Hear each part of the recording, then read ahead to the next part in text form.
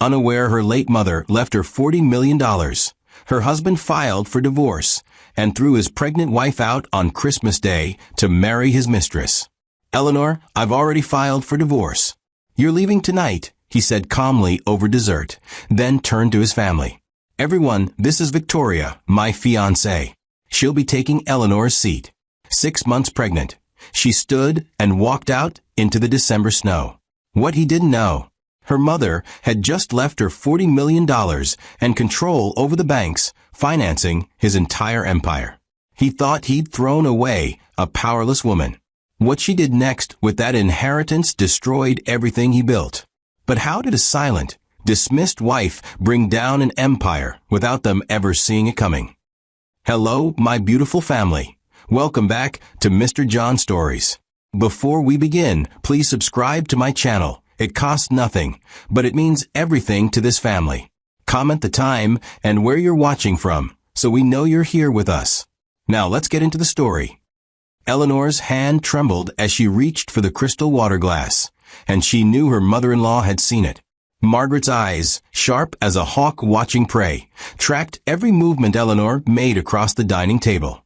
The chandelier above cast golden light on faces that had perfected the art of cruelty wrapped in Christmas cheer, and Eleanor understood with absolute clarity that tonight would be no different than the 100 nights before it.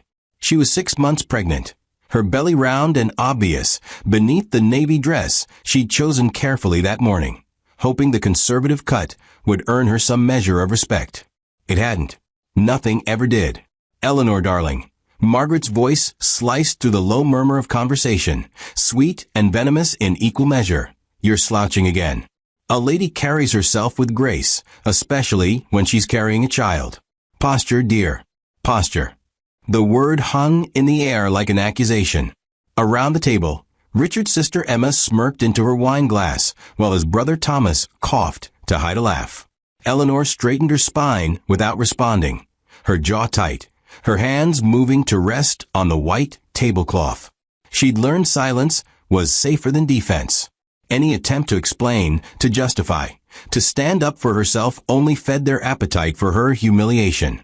"I was just reaching for water," Eleanor said quietly, her voice steady despite the heat crawling up her neck.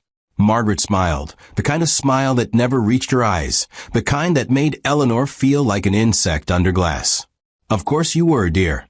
I'm simply trying to help. You didn't grow up with these expectations, so it's natural you'd need guidance." The implication landed like a slap. Eleanor hadn't been born into this world of wealth and carefully maintained appearances. Her mother had raised her alone, working long hours as a bookkeeper, teaching Eleanor that dignity came from within, that patience was strength, that silence could be a weapon if you knew how to wield it. But her mother was gone now, buried just 2 weeks ago in a small ceremony that Richard had attended for exactly 45 minutes before returning to his office. The grief was still fresh, a raw wound that throbbed with every breath, made worse by the fact that nobody in this family had acknowledged her loss beyond a perfunctory card. Richard sat beside her, cutting his prime rib with surgical precision, his face a mask of careful neutrality that Eleanor had learned to read like a language. He wasn't ignoring the conversation. He was orchestrating it with his silence, allowing his mother's cruelty to flow unchecked, his presence beside Eleanor a statement of ownership rather than partnership. Every so often his eyes would flick toward her, measuring her reaction, cataloging her discomfort with the same detached interest a scientist might observe a specimen. Eleanor had caught that look before in smaller moments, in private arguments where his voice never rose, but his words cut deep. He enjoyed this. Not openly, not with obvious malice, but with a quiet satisfaction that was somehow worse. "The roast is lovely, Margaret," Emma said, her fork scraping against fine china. "Your recipe never fails." "Eleanor, did you help with the cooking?" The question was designed to corner her. If she said yes, they'd find something to criticize. If she said no, she'd be lazy. Eleanor had learned this game 3 Christmases ago when she'd first married into this family and realized too late that acceptance would never come. "I made the side dishes," she answered carefully. Thomas laughed outright this time. "That explains the potatoes." They're a bit hard, aren't they? Did you forget to boil them long enough? Eleanor's fingers tightened around her fork, but her face remained calm. I followed the timing exactly. Margaret waved a dismissive hand, her diamond bracelet catching the light. Cooking takes instinct, dear, not just following instructions. Some people have it naturally. Others have to work at it. The conversation moved on, flowing around Eleanor like she was furniture, necessary for the room to be complete but unremarkable in every way. They discussed holiday plans she wasn't included in, referenced inside jokes she'd never be part of, laughed at memories from before she existed in their world. Richard participated fully, his voice warm with his family, cold silence returning whenever Eleanor tried to contribute. At one point, she mentioned the baby's recent ultrasound, hoping maternal interest might bridge some gap, but Margaret simply nodded and redirected attention to Emma's recent promotion at work. The message was clear. Eleanor's pregnancy was an obligation they tolerated, not a joy they celebrated. Have you ever sat at a table surrounded by people who treated you like you were invisible? Have you ever wondered how long you could endure before you broke?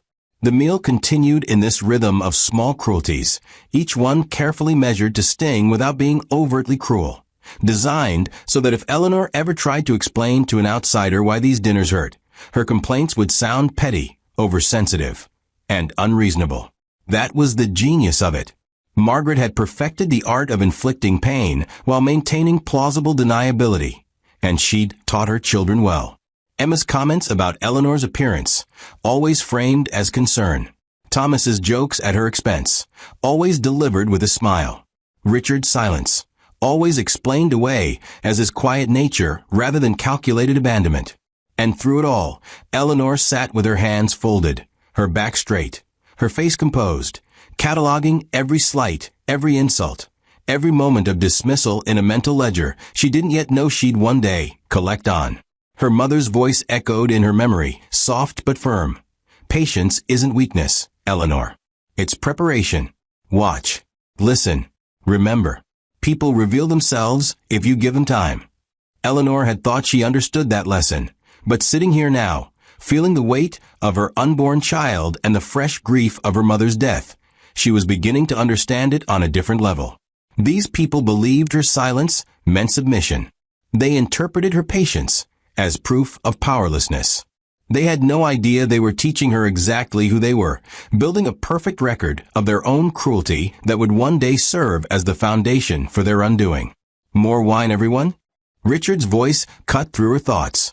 He stood, moving around the table, with the bottle, filling glasses with practiced ease.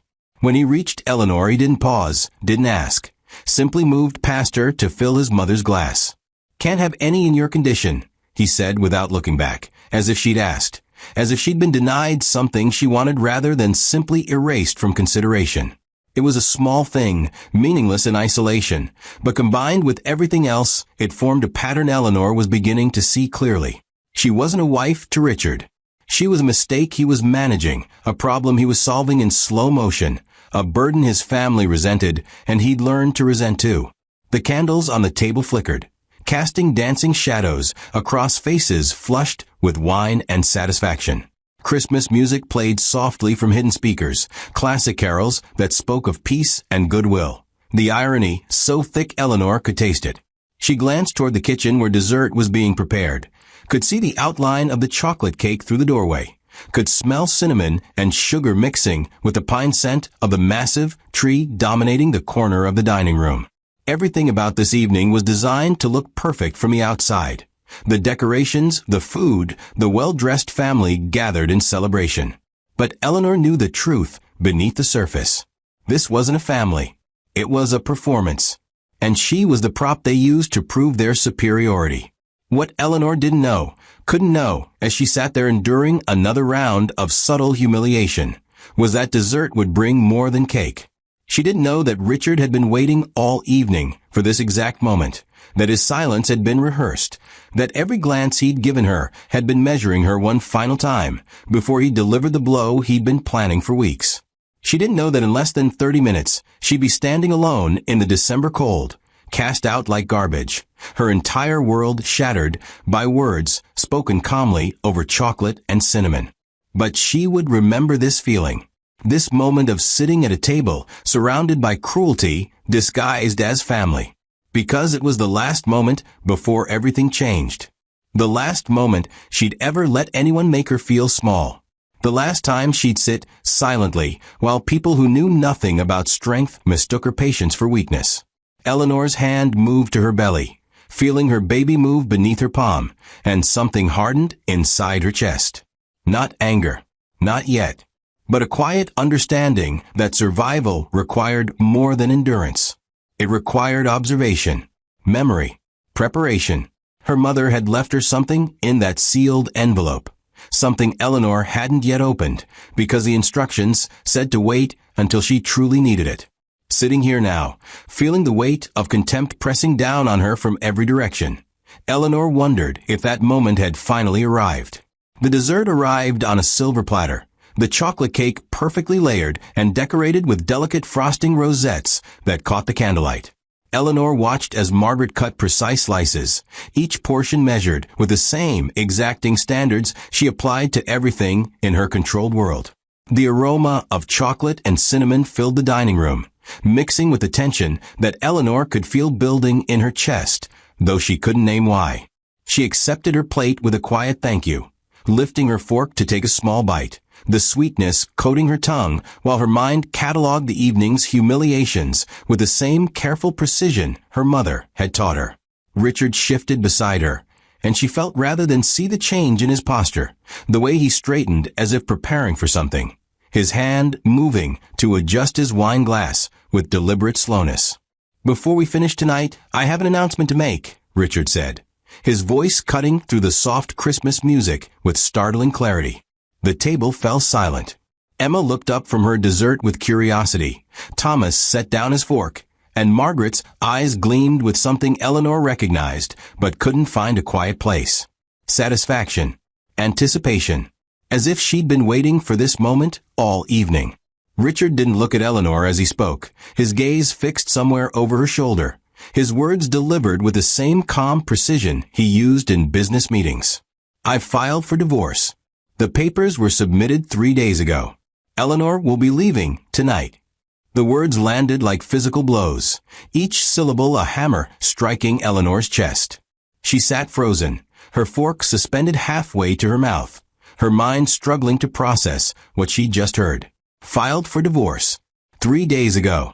While she'd been planning this dinner, while she'd been cooking and preparing and trying desperately to earn even a scrap of acceptance, he'd been dismantling their marriage with the clinical efficiency of a man discarding broken equipment. "Richard, what are you?"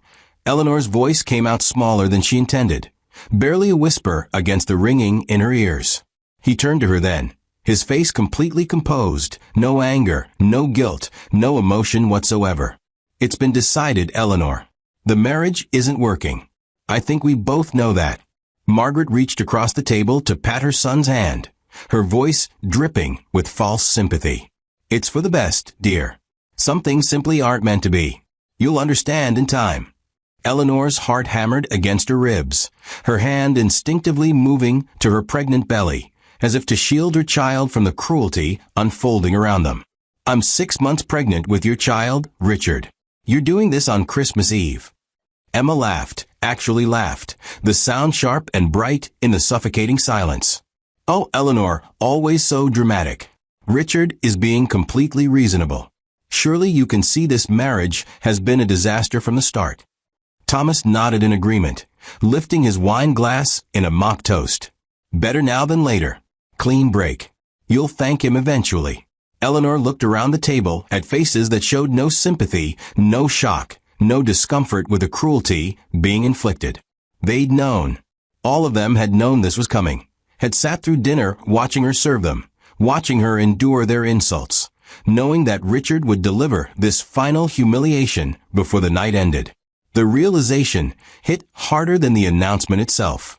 This had been planned, orchestrated, designed specifically to maximize her pain and their sense of power over her. "There's someone else," Richard continued, as casually as if he were discussing the weather. "Someone more suited to my life, my family, my expectations. She'll be joining us shortly, actually. I thought it appropriate to introduce you before you leave." Eleanor's vision blurred at the edges, her breath coming in short gasps as she fought to maintain composure.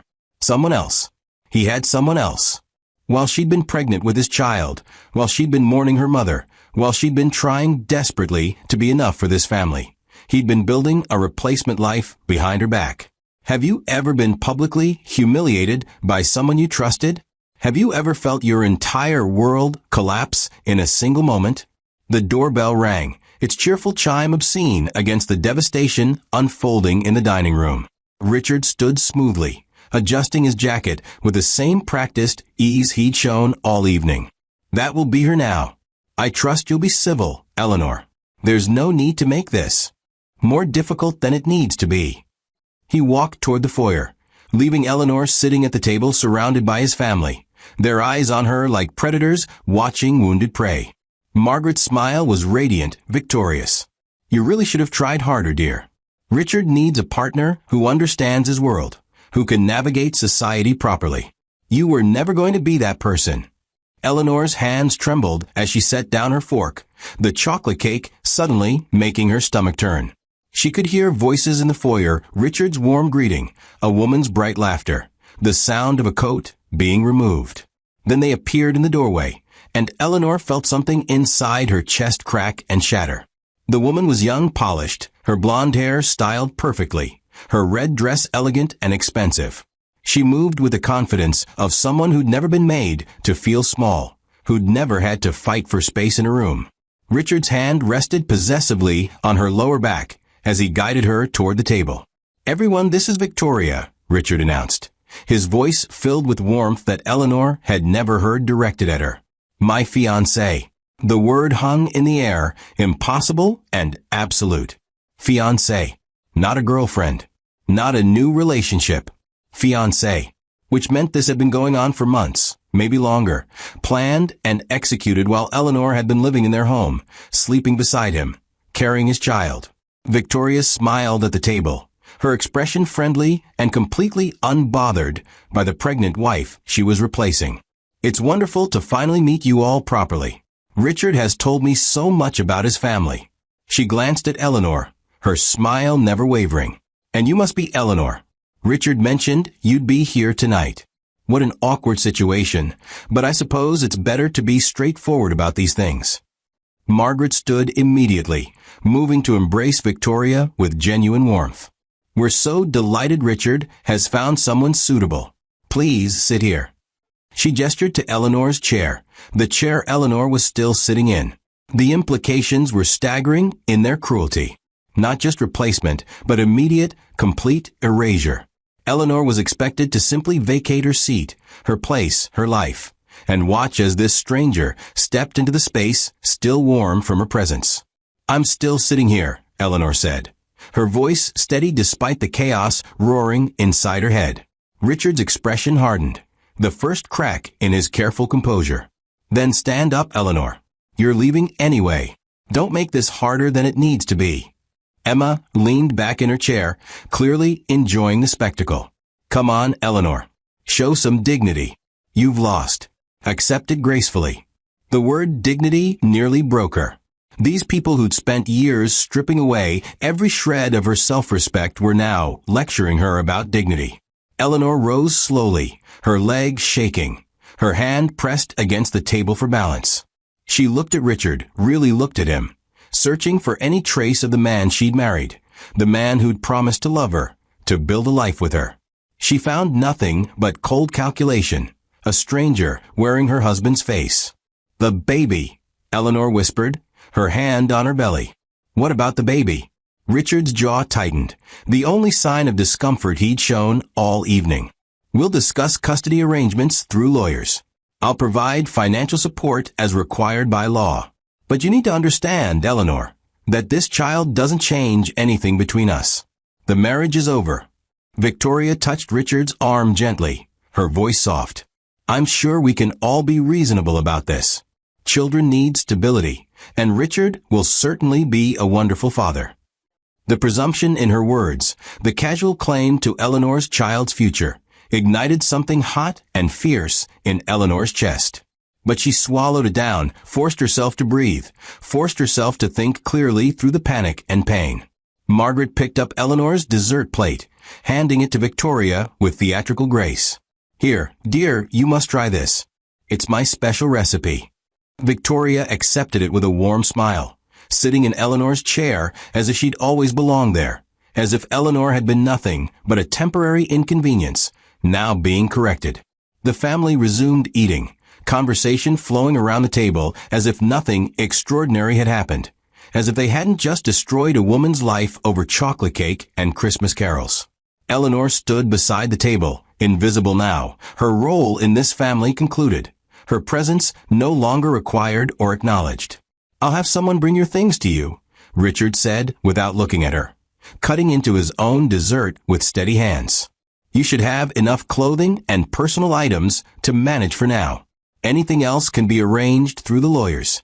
Eleanor wanted to scream, to overturn the table, to demand answers and apologies and some acknowledgement of the cruelty being inflicted. But her mother's voice echoed in her memory.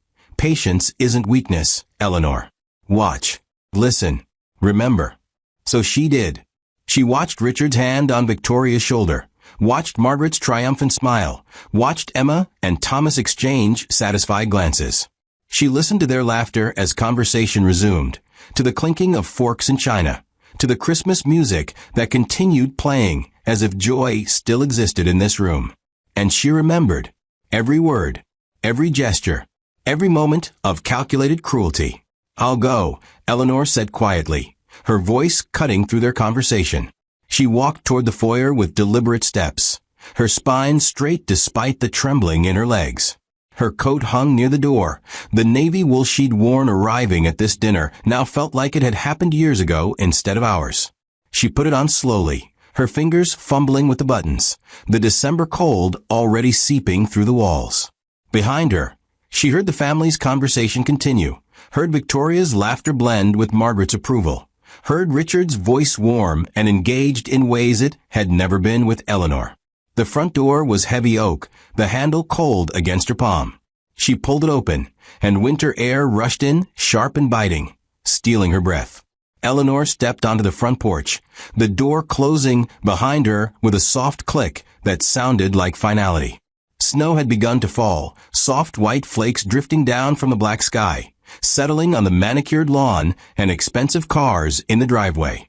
The Christmas lights strung along the house's exterior cast colored shadows across the snow, festive and beautiful and completely at odds with the devastation crushing Eleanor's chest. She walked down the steps carefully, one hand on her belly, one hand gripping the railing, her breath coming out in white clouds. The cold bit through her coat immediately, making her gasp, but she kept walking, moving toward the street, because standing still meant collapsing, and she couldn't collapse. Not here. Not where they could see. Could you have walked away with your dignity intact? Could you have stayed silent when everything inside you wanted to scream? Eleanor reached the sidewalk and stopped, turning back to look at the house that had been her home for 3 years. Light spilled from every window, warm and golden, the perfect picture of holiday joy. Inside, they were celebrating her absence, toasting her replacement, moving forward as if she'd never existed. Eleanor's hand moved to her coat pocket, fingers brushing against the envelope her mother had left her, the one with instructions not to open until she truly needed it. Standing here in the snow, pregnant and homeless, and publicly humiliated on Christmas Eve, Eleanor understood that moment had arrived. She didn't open it yet. Some truths required privacy, and whatever her mother had left her deserved more than a sidewalk reading while snow fell and her former family celebrated behind lit windows. But Eleanor knew, with absolute certainty, that the woman they'd just dismissed as weak and powerless was about to discover something that would change everything. The humiliation she'd endured tonight wasn't an ending. It was the beginning of a reckoning none of them could imagine. Eleanor turned away from the house and began walking into the December night, each step taking her further from the life she'd known and closer to a future she couldn't yet see, but somehow felt waiting for her in the darkness ahead. Eleanor sat in the tiny motel room 3 blocks from the hospital, Her mother's envelope spread open on the cheap laminate desk, and understood for the first time that her entire life had been preparation for this exact moment. The letter was written in her mother's careful handwriting, dated 2 months before her death, every word deliberate and measured in ways Eleanor was only beginning to comprehend. "My dearest Eleanor," it began, "if you're reading this, then you've finally encountered a situation where patience alone isn't enough, where you need more than strength of character to survive. I've spent my life teaching you to observe, to wait, to endure, but I never told you why. The truth is, I wasn't just a bookkeeper scraping by to raise you. I was building something far greater than either of us, and now it's yours." Eleanor's hands trembled as she read further, her eyes scanning words that rewrote everything she believed about her childhood, her mother's sacrifices, the quiet life they'd lived in their small apartment, while Eleanor had watched other children enjoy luxuries she'd never dreamed of having. Her mother had been investing systematically and strategically for 30 years. Every dollar saved, every opportunity seized, every calculated risk taken with the patience of someone who understood that real wealth wasn't built quickly, but constructed piece by careful piece over decades. The numbers listed in the attached documents made Eleanor's breath catch in her throat. $40 million. Properties in prime locations across 3 states. Investment portfolios diversified across industries her mother had researched meticulously. Legal structures so carefully designed that no challenge could penetrate them. No claim could touch them. No divorce proceeding could access them because they'd been established long before Eleanor had ever met Richard. "I never told you because I needed you to learn what it meant to have nothing," her mother had written. "I needed you to understand humiliation, to experience powerlessness, to develop the patience and observation skills that would make you worthy of this legacy. Wealth given to someone who hasn't earned wisdom is just money waiting to be lost.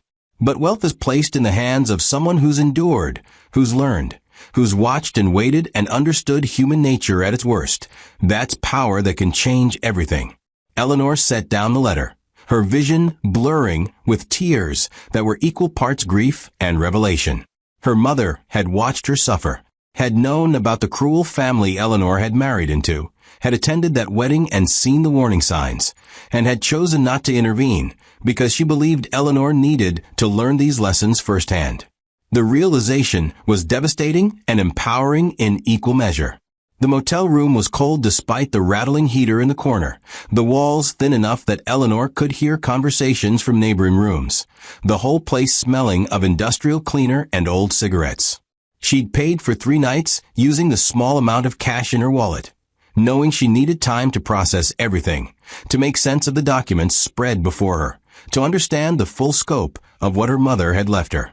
The baby kicked inside her belly, a sharp reminder that she wasn't just planning for herself anymore, but for a child who deserved better than the life Richard had tried to relegate them to. Eleanor's hand moved across the property deeds, each one representing buildings and land she now owned outright. A commercial complex in downtown Chicago, residential properties in Austin, a shopping center in Denver.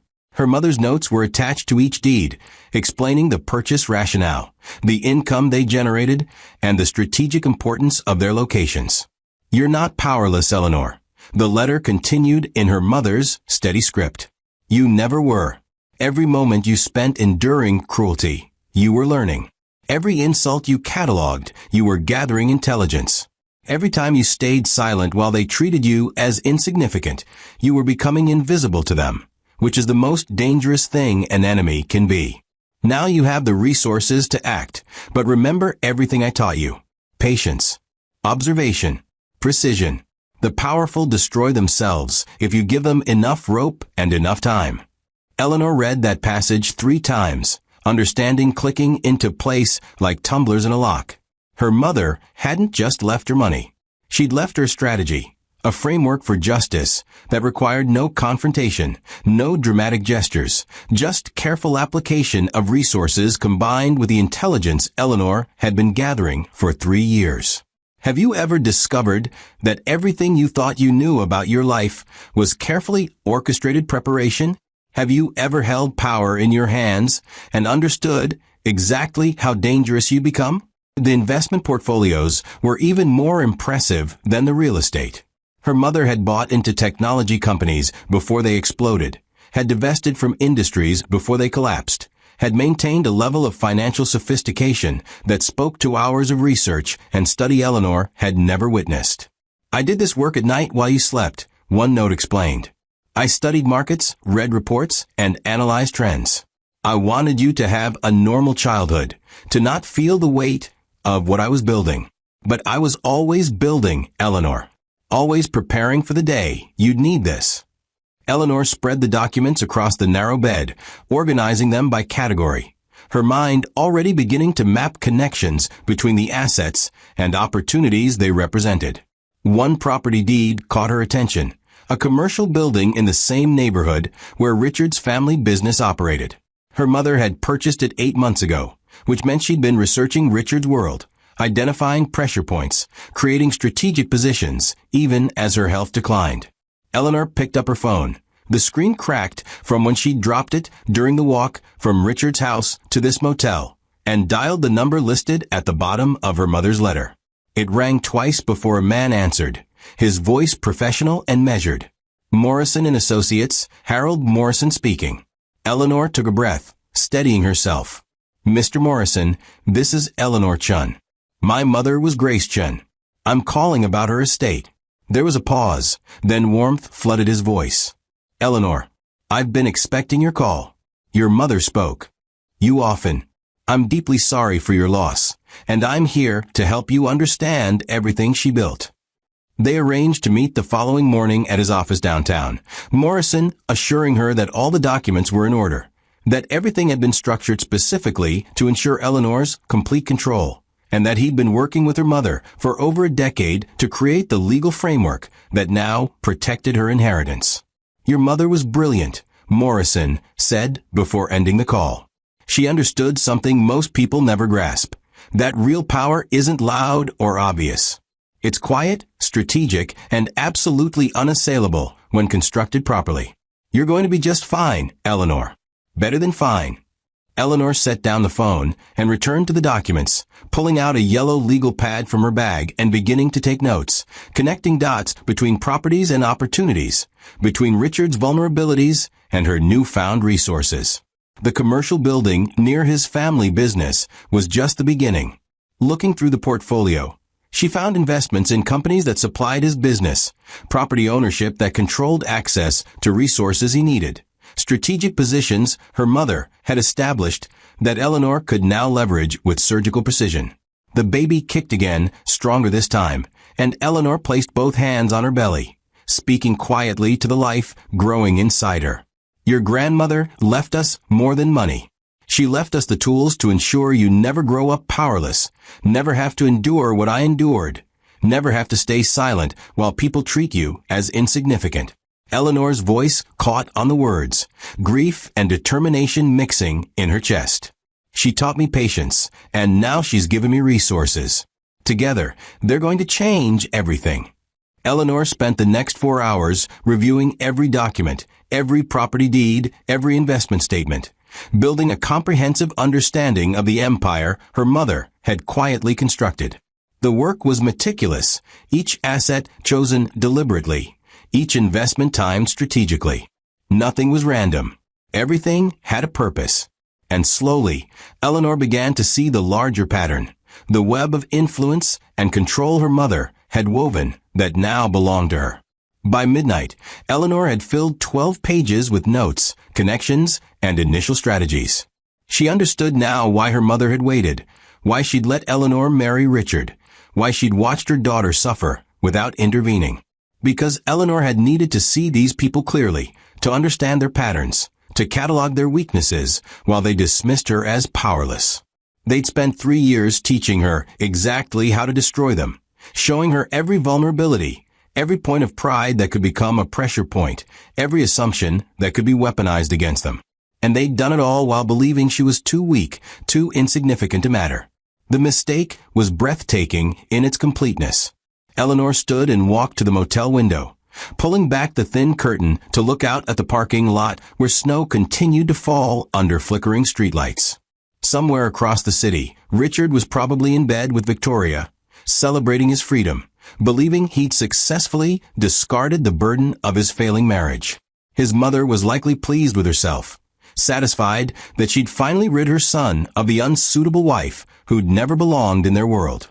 They were all sleeping peacefully tonight, confident in their power, secure in their dominance. They had no idea that the woman they'd thrown out into the snow was standing in a cheap motel room, holding documents that gave her control over $40 million and strategic positions they didn't know existed. They had no idea that every insult they'd delivered, every humiliation they'd inflicted, had been observed and recorded by someone who now had the resources to turn their cruelty into consequences they couldn't imagine. Eleanor turned back to the desk, picking up her mother's letter one more time, reading the final paragraph that had been circled in red ink. Don't act immediately, Eleanor. That's crucial. Let them believe they've won. Let them celebrate. Let them grow comfortable and confident in their victory. Use this time to observe more, to position yourself strategically, to build an understanding of their operations and vulnerabilities. The more secure they feel, the more devastating it will be when you finally act. Remember, patience isn't waiting. It's preparation. And you've been preparing your entire life for what comes next. Eleanor folded the letter carefully, placing it back in the envelope alongside the documents she'd returned to the safe deposit box Morrison would provide. Her mother was right. Acting now in the heat of pain and anger would waste the advantage of surprise. Better to move slowly, deliberately, invisibly.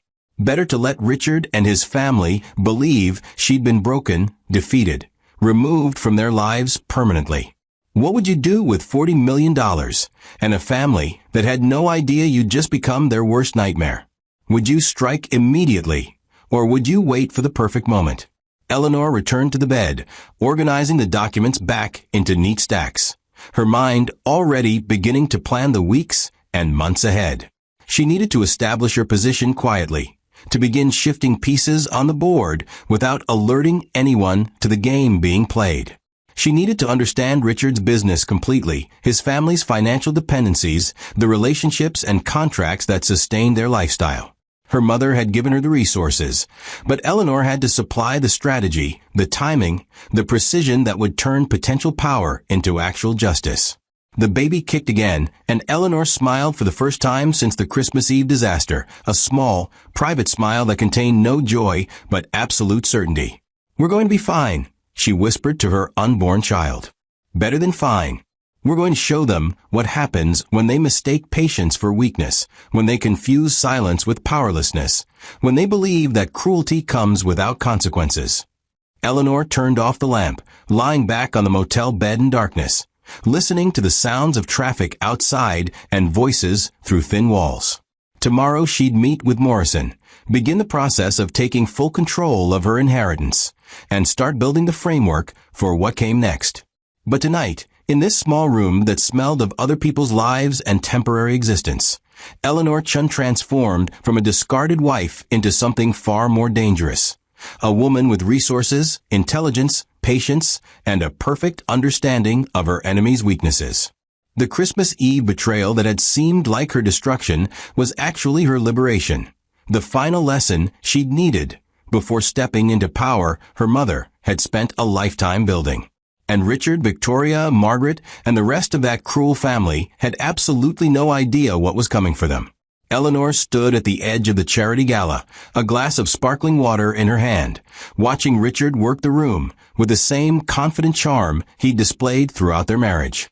2 months had passed since Christmas Eve, 2 months since she'd been thrown out into the snow, and now she stood 7 months pregnant in a simple black dress that cost more than Richard would ever guess, observing him with eyes that saw everything he didn't want to see. He had no idea she was there.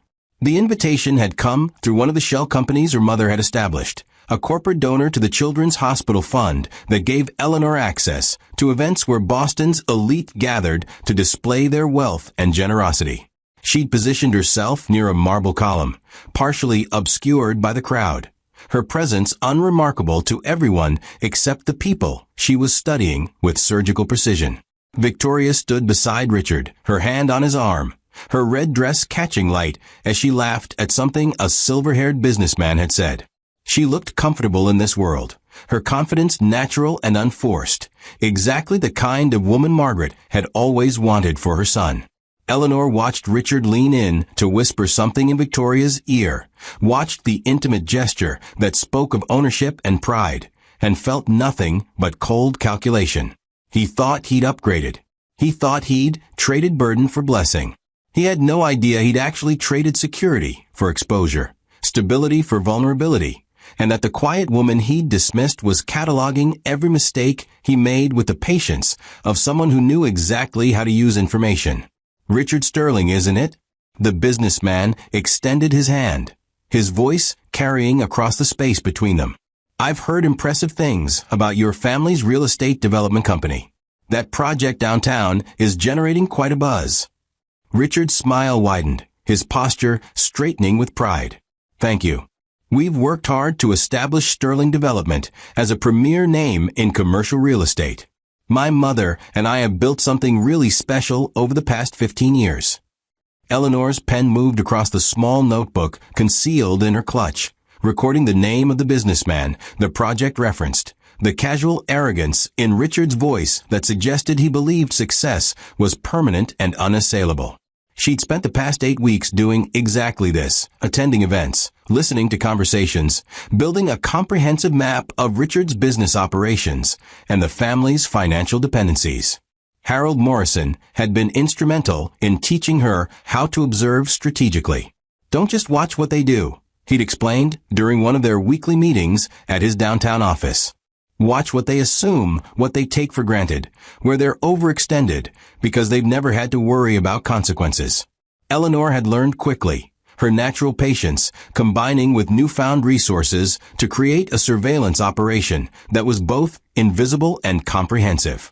She knew now that Sterling Development was leveraged heavily, that Richard's recent projects depended on credit lines from 3 specific banks, that his mother's personal wealth was tied up in investments that looked stable but were actually vulnerable to market shifts that Eleanor could potentially influence.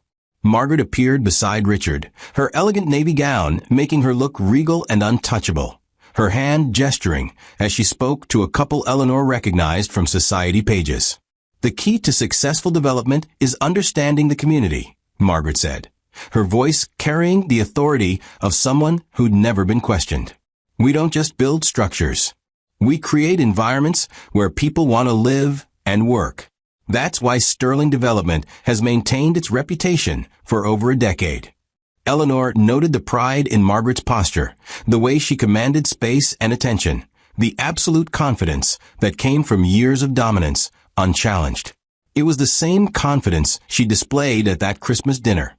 The same certainty that her judgment was final and her power permanent. Eleanor understood now that confidence like that was built on foundations that could be dismantled if you knew where to apply pressure. Have you ever watched someone celebrate their victory over you while you quietly planned their downfall? Have you ever been underestimated so completely that it became your greatest advantage? Eleanor moved through the gala with practiced invisibility, her pregnant form making her seem vulnerable and unthreatening, exactly the impression she wanted to create. She paused near clusters of conversation, listening to businessmen discuss contracts and investments, to society women gossip about families and finances, to the casual exchanges that revealed vulnerabilities and dependencies people never guarded in social settings. She learned that the Hancock Tower project Richard had mentioned was actually behind schedule and over budget.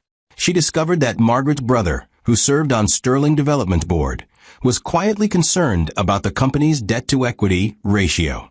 She heard Victoria mention wedding plans for June, the same month Eleanor's baby was due, the timing a calculated insult that revealed how little thought they'd given to the child they'd so easily dismissed. Eleanor.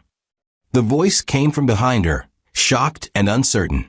Eleanor turned to find Emma, Richard's sister, staring at her with wide eyes. What are you doing here? Richard said you'd left the state after the divorce.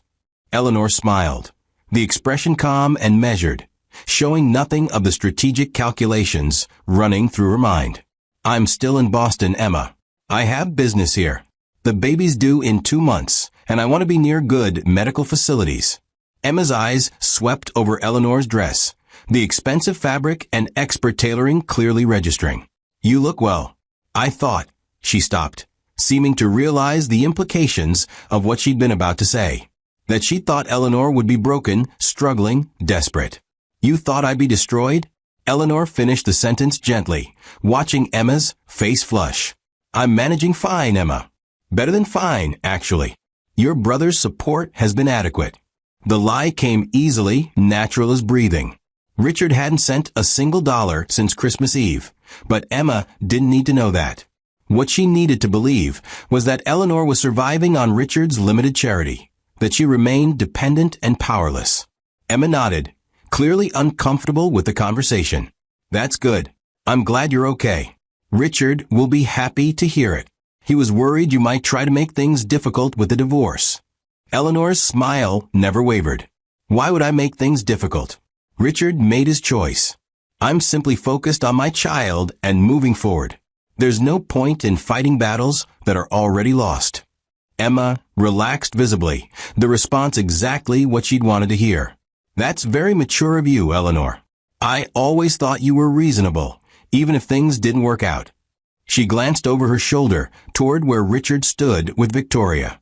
I should get back. Take care of yourself. She walked away, and Eleanor resumed her observation, knowing that Emma would report this encounter to Richard, that he'd be reassured by Eleanor's apparent acceptance, that his confidence would grow even stronger. Perfect. Every interaction like this reinforced their belief that she was defeated, cooperative, no longer a concern. And every day they believed that lie, Eleanor gained more information, more strategic position, more understanding of how to dismantle everything they'd built. The gala continued around her, champagne flowing and laughter rising above orchestral music.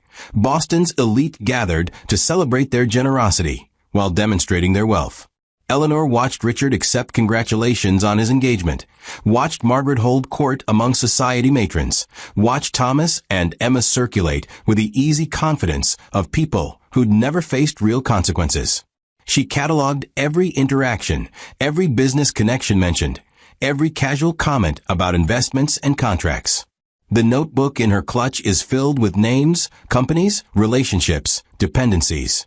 By the end of the evening, Eleanor would have added 30 new entries to the database she was building, 30 more pieces of the puzzle that would eventually reveal exactly how to bring sterling development and the family's financial security crashing down. Excuse me, miss? A waiter appeared at Eleanor's elbow, offering champagne from a silver tray. Eleanor shook her head, indicating her pregnancy, and the waiter nodded apologetically before moving on. The small exchange reminded her of her physical vulnerability, of the child growing inside her who depended on her patience and precision. Every decision she made now affected 2 lives, which meant she couldn't afford mistakes, couldn't let anger or pain drive her actions. Her mother's letter had been clear. Emotion was the enemy of strategy, patience was power, and victory belonged to those who could endure discomfort without breaking formation. Eleanor glanced at her watch, noting it was nearly 10. She'd gathered enough information for tonight, observed enough patterns, reinforced enough false beliefs about her powerlessness. Time to leave before Richard or Margaret noticed her presence and started asking questions she wasn't ready to answer. She made her way toward the exit, moving through the crowd with the same careful invisibility she'd maintained all evening. Just another pregnant woman leaving early, unremarkable and easily forgotten. But as she reached the marble foyer, she paused, turning back for one final look at the glittering ballroom, where Boston's elite celebrated their success and dominance. Richard stood in the center of a group, his arm around Victoria, his face animated as he told some story that had his audience laughing. Margaret stood nearby, her expression satisfied and proud, surrounded by women who deferred to her judgment and sought her approval. Thomas and Emma worked different sections of the room, their social skills polished and effective, their family name opening doors and creating opportunities. They looked untouchable, invincible, secure in their power and position. They looked exactly like people who had no idea they were being systematically dismantled by someone they dismissed as irrelevant. Would you have the patience to watch your enemies celebrate while you quietly destroyed the ground beneath their feet? Would you have the strength to smile and play weak while building weapons they couldn't see? Eleanor pushed through the heavy doors into the cold February night, her breath misting in the air as she descended the museum steps toward the street where her car waited.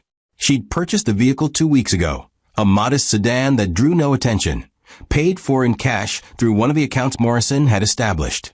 Everything about her new life was designed for invisibility, for the appearance of struggling survival, while actual power grew in darkness. She drove through Boston streets, passing buildings she now owned without anyone knowing, properties her mother had purchased that now generated income Richard's family would never suspect existed. Eleanor had studied every asset carefully, understanding not just their financial value, but their strategic position in the larger game she was playing. At a red light, her phone buzzed with a text from Morrison. Documents finalized. You now have full voting rights on the Meridian Holdings board. Sterling Development's primary lender. Let me know when you want to proceed to the next phase. Eleanor read the message twice, understanding the implications completely. Meridian Holdings controlled credit access for half the major developments in Boston, including every project Sterling Development currently had in progress. Her mother had purchased a controlling interest 5 years ago, hidden behind corporate structures so complex that no casual investigation would ever reveal the connection. And now Eleanor controlled those voting rights, which meant she controlled whether Sterling Development continued to receive the financing that kept their projects alive. Eleanor deleted the message and continued driving, her mind already mapping the next steps, the careful sequence of moves that would tighten pressure without revealing her hand too early. Everything had to appear natural, inevitable, just unfortunate timing and market forces beyond anyone's control. By the time Richard understood what was happening, it would be too late to stop, too late to adjust, too late to do anything except watch his carefully constructed world collapse around him. The baby kicked hard against her ribs, and Eleanor placed one hand on her belly, speaking quietly in the darkness of her car. Your father thinks he won. He thinks he traded us for something better, that he made the smart choice, the profitable choice. He has no idea that the biggest mistake of his life was teaching me exactly who he was, showing me every weakness, assuming I was too powerless to matter. Eleanor pulled into the parking lot of her small apartment, the modest building another carefully chosen element of her disguise. But we know the truth now, don't we? We know that patience is power, that observation is a weapon, and that people who celebrate cruelty always underestimate the consequences coming for them. Eleanor sat across from Harold Morrison in his downtown office, a wall of legal books behind him and contracts spread across the mahogany desk between them, while outside the March wind rattled windows and sent rain streaking down glass that reflected the gray Boston sky. She was 8 months pregnant now, her body heavy and uncomfortable, but her mind had never been sharper. Every detail of the plan she was building crystallized with a clarity that came from months of patient observation and strategic positioning. Morrison adjusted his reading glasses, pointing to a clause in one of the documents with his pen, his voice measured and professional in the way of lawyers who'd seen enough battles to respect the ones worth fighting. This gives you complete authority over Meridian Holdings' lending decisions, Morrison explained, tapping the paper. Your mother structured it so that no vote can proceed without your approval. Sterling Development's current credit line comes up for renewal in 4 months. If you choose not to approve the extension, they'll need to find alternative financing within 30 days or face default on 3 major projects. Eleanor leaned forward despite her bulk, studying the numbers Morrison had highlighted. What are the chances they'd find alternative financing in that time frame? Morrison's expression was grim. With their current debt ratios and the way they've leveraged their assets, minimal. Most lenders would see them as too risky, especially if word got out that Meridian declined to renew. It would signal problems that would make other banks nervous.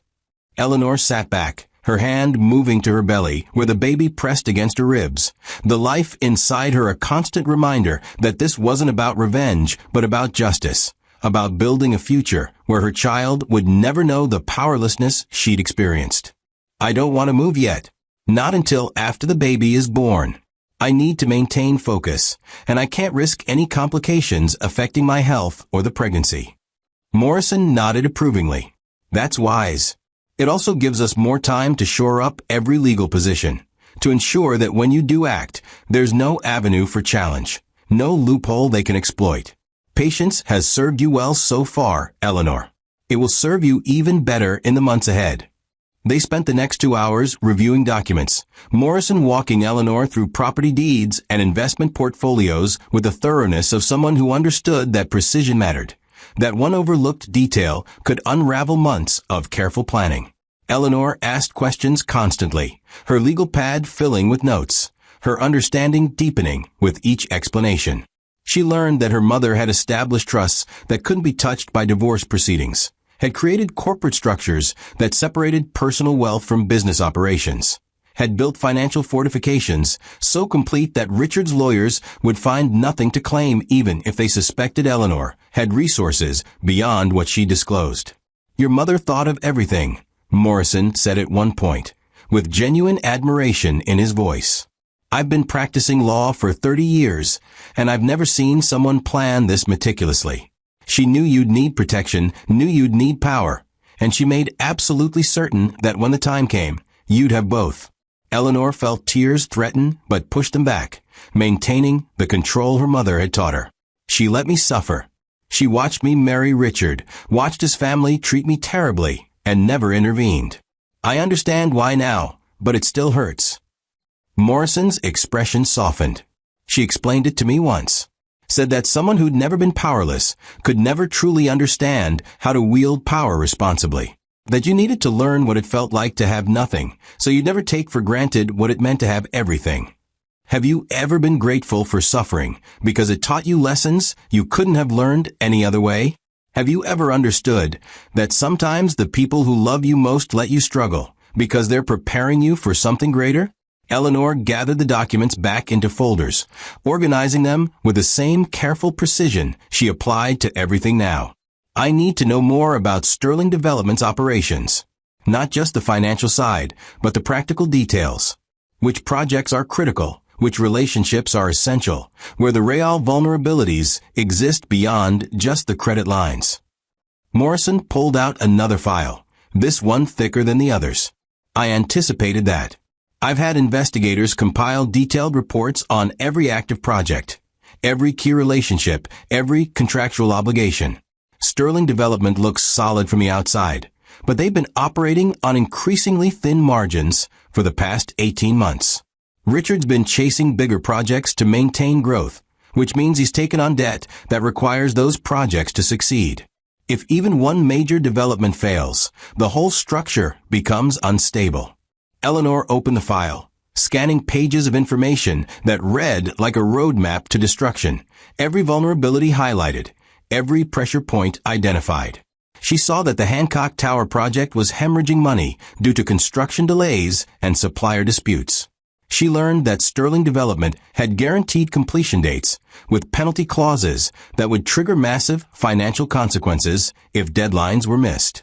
She discovered that Margaret's personal fortune was largely invested in the company, which meant the family's wealth was concentrated in an asset that was far more fragile than their confidence suggested.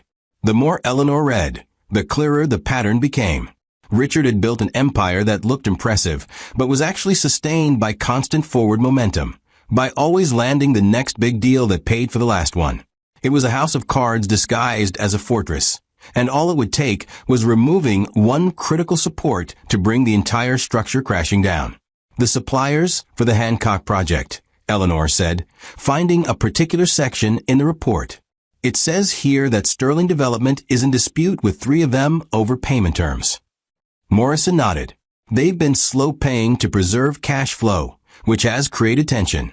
The suppliers have threatened to halt work if payments aren't brought current within 60 days. Eleanor's mind raced through implications, seeing connections Morrison might not have intended. What if those suppliers had an alternative buyer for their services? Someone who paid promptly and offered better terms. Morrison's eyebrows rose. The suppliers would likely prioritize that relationship which could leave Sterling Development without critical resources exactly when they need them most. But finding such a buyer would require someone with both capital and strategic interest in the construction market. Eleanor met his eyes directly. My mother's portfolio includes a construction supply company, doesn't it? Small enough that Richard wouldn't know about it, but positioned to serve the Boston market. Morrison pulled up a file on his computer, scrolling through records before nodding slowly. Chun Industrial Supply. Your mother purchased it 6 years ago, restructured the management, and it's been quietly profitable ever since. The company specializes in materials for commercial development. Eleanor felt pieces clicking into place with satisfying precision. What would it take to have Chun Industrial approach Sterling Development suppliers with offers they couldn't refuse? Better payment terms, volume guarantees, the kind of security that makes switching clients worth the temporary disruption. Morrison was already taking notes, his legal mind clearly engaged by the strategy. It would require careful timing and absolutely airtight contracts, so Sterling couldn't claim interference. But if Chun Industrial was simply expanding its client base through aggressive but legitimate business practices, there'd be no legal recourse. Eleanor nodded, filing the idea away for future implementation. Not yet. Not until after the baby comes and I'm certain about timing. But I want the groundwork laid, so when I'm ready, it can happen quickly. She paused, considering the next element. What about the board members at Sterling Development? How secure is Richard's position? Morrison pulled out yet another file, his preparation impressive in its completeness. Richard controls 45% of voting shares. His mother Margaret controls another 30%. The remaining 25% is split between his Uncle James and 2 non-family board members who've been with the company since the beginning. Eleanor studied the breakdown, seeing opportunity in the division. So if Margaret turned against Richard, or if the non-family members lost confidence, his control would become vulnerable. Morrison nodded carefully. In theory, yes. But Margaret has always supported Richard completely. Turning her would require something catastrophic that damaged her faith in his judgment. And the board members have been loyal for years. They'd need compelling reasons to break ranks. Eleanor thought about Margaret's pride, about the way she valued reputation and social standing above everything else, about how completely she'd supported Richard's decision to divorce Eleanor and marry Victoria. What if Richard's business decisions started creating public embarrassment? What if projects failed in ways that reflected badly on the Sterling name? Would Margaret prioritize protecting her son or protecting the family reputation she spent decades building? Morrison leaned back in his chair, a slight smile playing at his lips. Now you're thinking strategically. Margaret's greatest vulnerability is her social standing. She serves on charity boards, hosts society events, and trades on the Sterling name's prestige. If that reputation became tarnished, if their financial troubles became public knowledge, if she faced embarrassment among her peers, her support for Richard might waver. Would you have the patience to build a plan for this complex, to consider every angle, to wait for the perfect moment when everything aligned? Would you have the strength to play the long game when immediate action felt so tempting?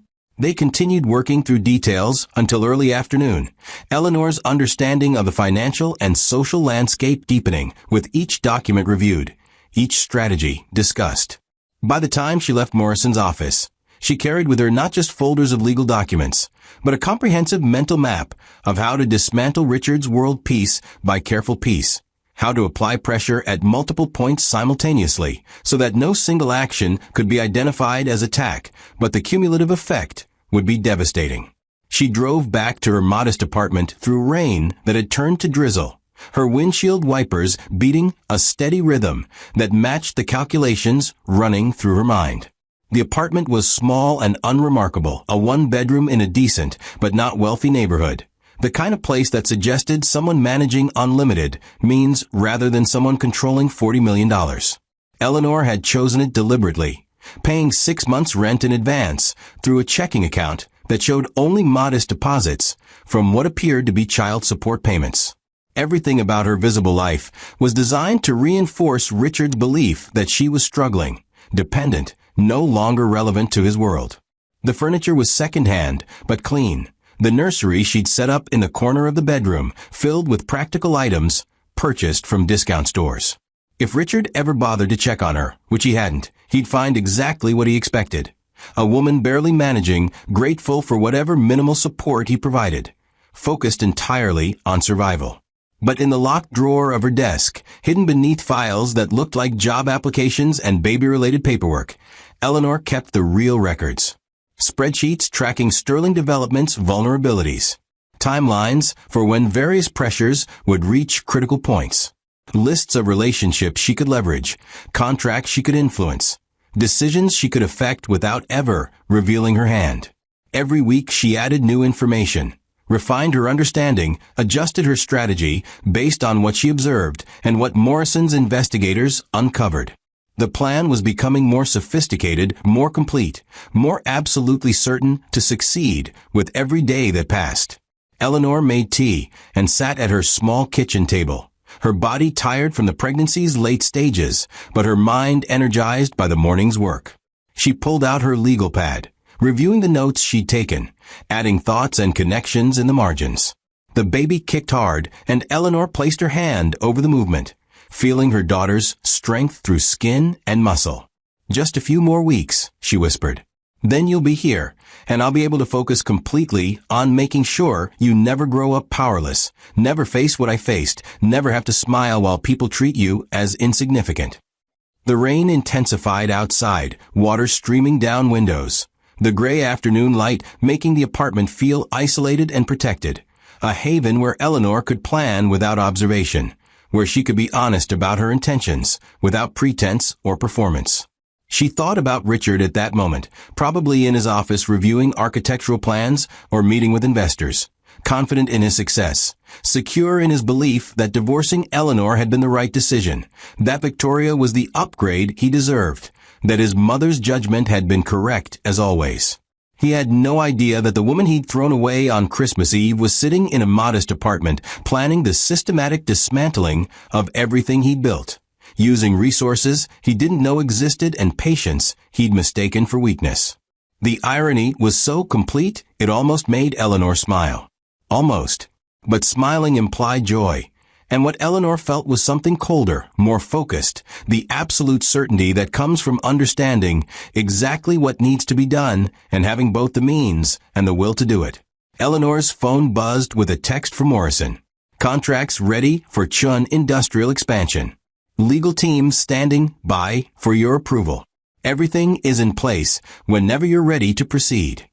Eleanor typed back a single word. Soon. She set down the phone and returned to her notes, reviewing timelines and dependencies, making sure every element was positioned correctly, that no action would be premature, that when she finally moved it would be with the force of inevitability rather than the chaos of impulse. Her mother had taught her that patience was power, and Eleanor was about to prove that lesson in ways that would echo long after the immediate consequences had settled. The quiet months of planning were almost over. The storm she'd been building in silence was nearly ready to break. Eleanor's daughter arrived on a Tuesday morning in late April, 6 pounds and 8 ounces of perfect innocence that changed everything and nothing simultaneously.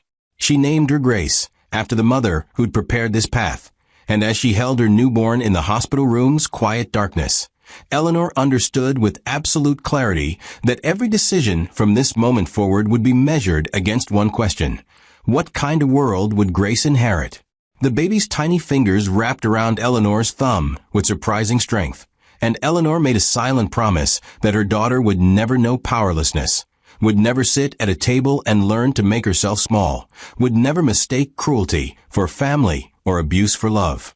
Richard sent flowers 3 days after the birth, an expensive arrangement delivered to Eleanor's apartment with a card that read simply, "Congratulations on your daughter." No visit, no phone call, no acknowledgement that he'd just become a father or that Eleanor had gone through labor alone while he'd been planning his June wedding to Victoria. The flowers sat on Eleanor's kitchen counter for 2 days before she threw them away, their beauty irrelevant compared to the message they sent. That Grace was an obligation Richard would fulfill financially, but never emotionally. that his role as father would be limited to support payments and nothing more. Eleanor had expected nothing different, but seeing the confirmation still carved a hollow space in her chest that had nothing to do with her own feelings and everything to do with what her daughter would never have. He doesn't deserve to know her, Eleanor whispered to Grace during a midnight feeding, the apartment quiet except for the baby's soft sounds and the distant traffic outside. He threw us away like we were nothing, and now he gets to play happy family with Victoria while pretending you don't exist except as a line item on his financial obligations. Grace's dark eyes stared up at Eleanor with the unfocused gaze of newborns, and Eleanor felt her resolve harden into something unbreakable. But that's okay, sweetheart, because we don't need him. We never did. And by the time I'm done, he'll understand exactly what he lost and exactly what it cost him. The first 2 weeks after Grace's birth passed in a blur of sleepless nights and constant feedings, Eleanor's body recovering while her mind cataloged the time passing, knowing that each day brought her closer to being ready to act. Morrison called regularly, always respectful of her need to focus on the baby, but keeping her updated on developments she needed to know. Sterling Development's credit line renewal was now 3 months away. The Hancock Tower project was another month behind schedule with penalties mounting. 2 of Richard's major suppliers had quietly accepted contracts with Chun Industrial Supply, though the full impact of that shift wouldn't be felt for several weeks. Everything was positioned exactly as planned, pieces moving into place with the patient inevitability of a strategy that had been months in the making. Have you ever held your newborn child and known that the world you were bringing them into needed to be fundamentally changed? Have you ever felt love and rage exist simultaneously, each making the other more powerful? By the 3rd week, Eleanor had established a routine that allowed her to begin working again. Grace sleeping in a bassinet beside her desk, while Eleanor reviewed documents and updated her strategic plans with one eye always on her daughter. She'd hired a small team through Morrison, professionals who didn't know Eleanor's identity, but worked efficiently to implement the various elements of her strategy under corporate structures that concealed her involvement. Chun Industrial Supply continued its aggressive expansion into Sterling Development's supply chain. Shell companies Eleanor controlled began making strategic property purchases in areas where Richard had planned future developments. Not enough to be obvious, but sufficient to complicate his zoning applications and increase his costs. Financial analyst Morrison had retained started quietly circulating reports about commercial real estate market vulnerabilities that specifically highlighted risks in the sectors where Sterling Development was most heavily invested. None of these actions alone would be devastating. That was the genius of Eleanor's approach. Each move was defensible as normal business activity, motivated by legitimate interests rather than personal vendetta. But together, they created pressure from multiple directions simultaneously, stress that would accumulate and compound until Sterling Development found itself struggling against problems that seemed to come from everywhere and nowhere. Market forces rather than deliberate attack. Eleanor had learned from her mother that the most effective revenge didn't announce itself, didn't provide a clear target for counterattack, but arrived like weather, inevitable and impossible to stop once the conditions had been established. Eleanor's phone rang one afternoon in early May, the screen showing Emma's name. She considered letting it go to voicemail, but curiosity won. "Hello, Emma." There was a pause. Then Emma's voice came through uncertain and almost apologetic. "Eleanor, hi. I hope I'm not bothering you. I just wanted to see how you're doing. And if the baby came okay." Eleanor glanced at Grace, sleeping peacefully in her bassinet. She arrived 3 weeks ago. A healthy girl named Grace. "We're both doing well, thank you for asking." Emma exhaled with what sounded like relief.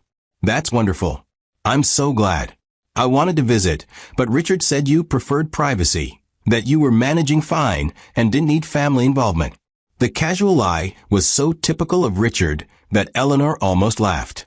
"That's not exactly accurate, Emma. Richard sent flowers and hasn't made contact since. But it's fine. Grace and I are managing perfectly well on our own."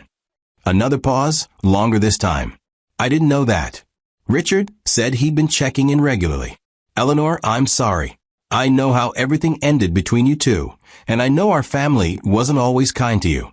I've been thinking about that a lot lately, about how we treated you, and I feel terrible about it."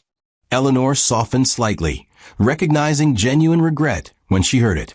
"I appreciate that, Emma. Truly. But what's done is done. I'm focused on my daughter now, on building a life for her. The past is behind us."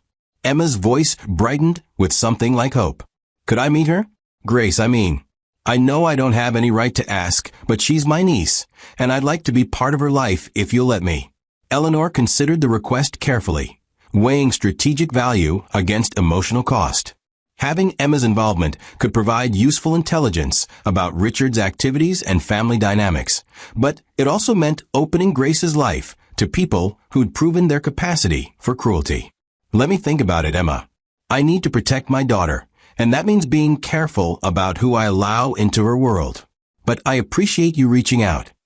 They ended the call with Emma promising to respect Eleanor's boundaries, and Eleanor sat thinking about the complexity of human relationships, how the same people who participated in cruelty could also feel genuine remorse, how families could be both sources of pain and potential allies, depending on circumstances.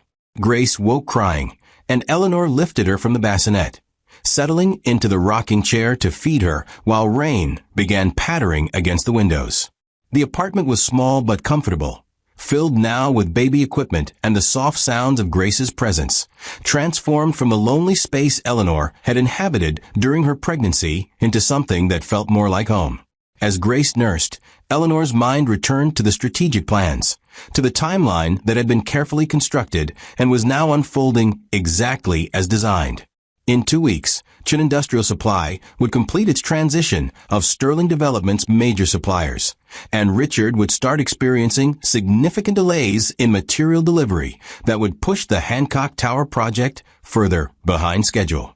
In 6 weeks, the credit line renewal would come due, and Eleanor's vote at Meridian Holdings would determine whether Sterling Development maintained its financing or faced the chaos of finding alternative lenders on short notice.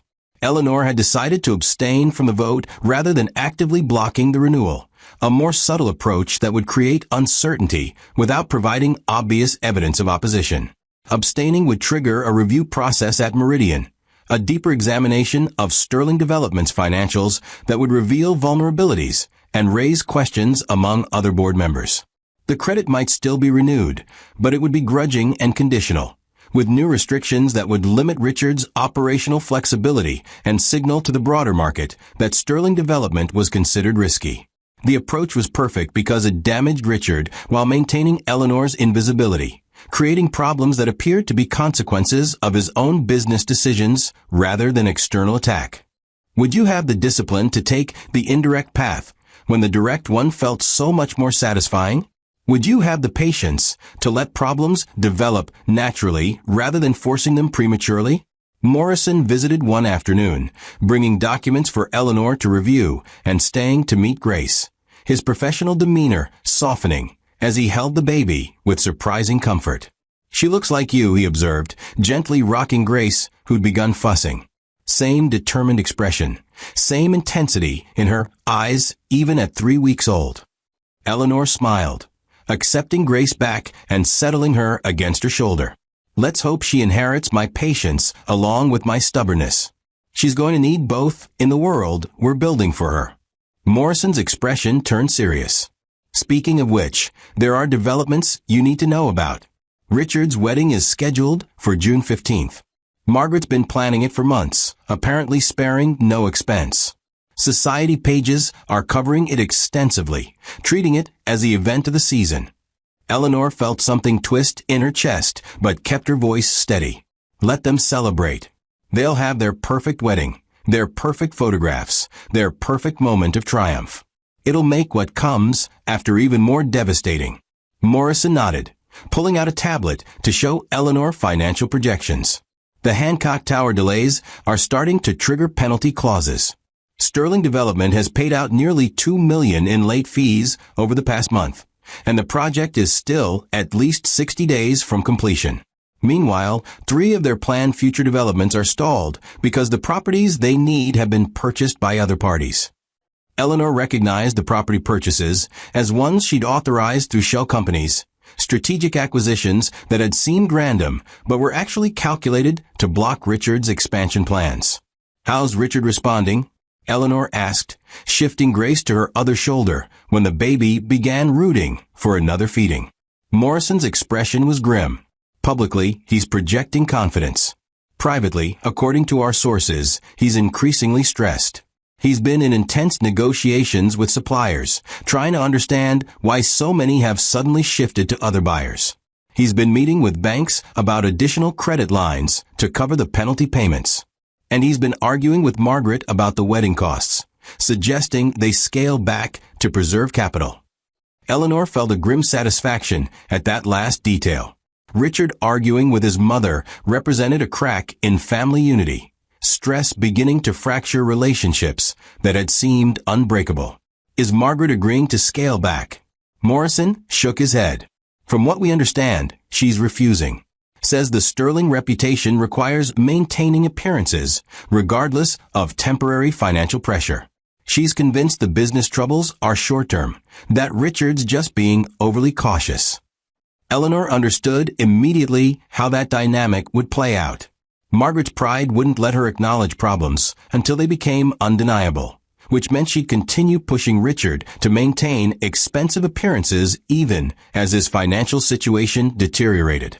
The wedding would proceed exactly as planned, draining resources Richard couldn't afford to lose, all because admitting problems would mean admitting imperfection.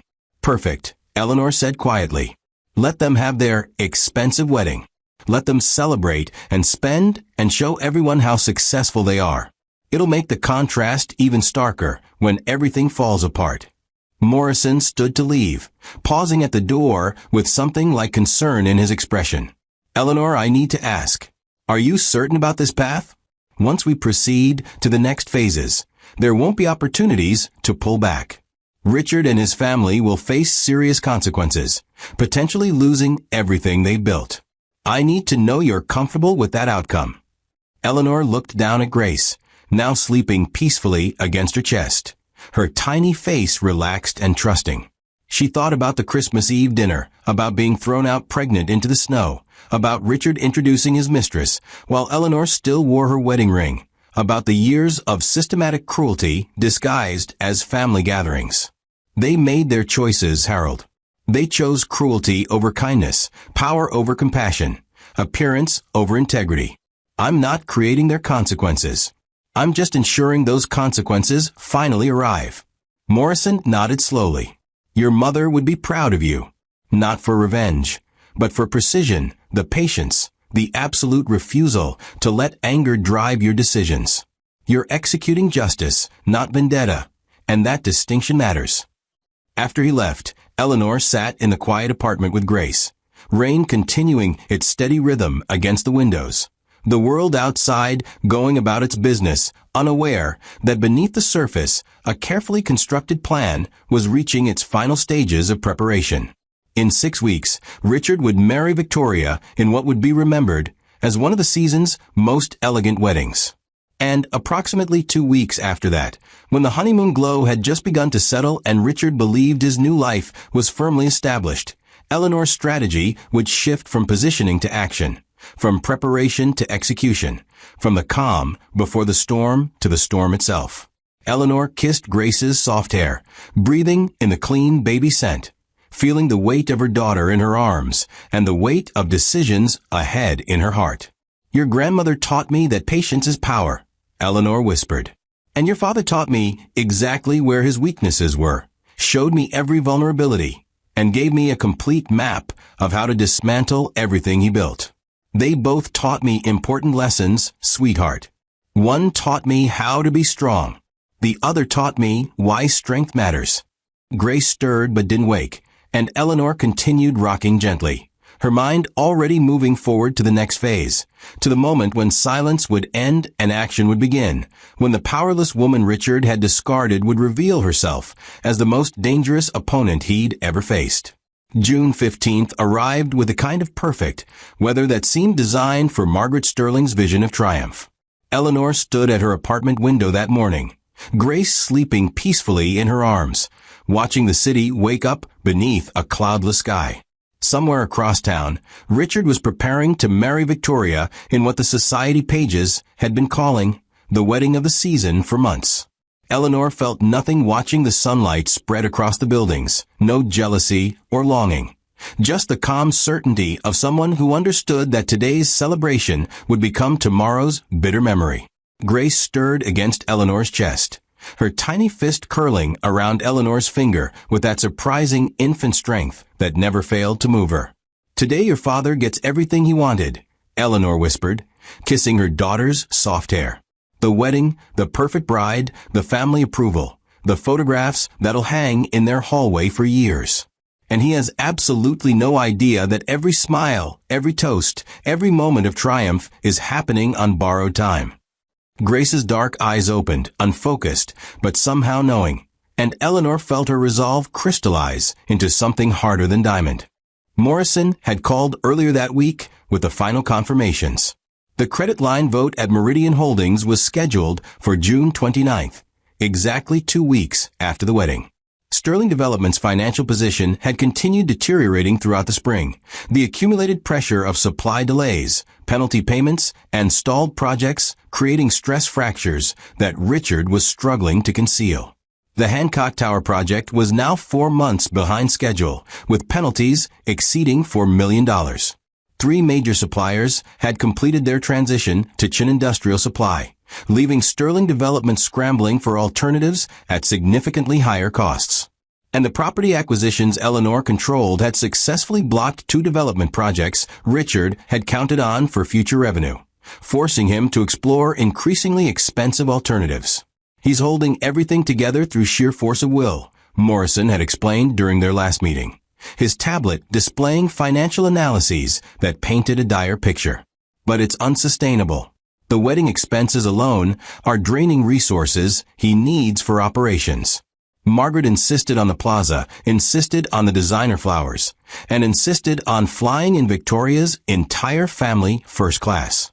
"We estimate the total cost at somewhere between $800,000 and $1 million, money Sterling Development literally cannot afford to spend right now." Eleanor had smiled at that, understanding how perfectly Margaret's pride was serving her strategy. Would you bankrupt yourself to maintain appearances? Would you choose one perfect day over months of financial stability? The morning passed slowly, Eleanor feeding Grace and trying not to imagine the ceremony happening across town, the moment Richard would say vows to Victoria that echoed the ones he'd said to Eleanor 5 years earlier. Emma had sent a text that morning. "Thinking of you today. I know this must be difficult. The wedding is beautiful, but feels wrong somehow. Call me if you need to talk." Eleanor appreciated the gesture even as she recognized its futility. Emma couldn't understand that Eleanor didn't need comfort because Eleanor wasn't grieving. She was waiting, patient as winter, for the season to turn. Eleanor's phone rang just after 2 o'clock, an unknown number she almost didn't answer. Curiosity won, and she picked up to hear a familiar voice, tight with stress.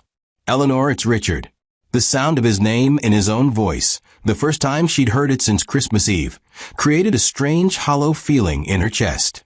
"Richard, I'm surprised to hear from you. Shouldn't you be at your reception by now?"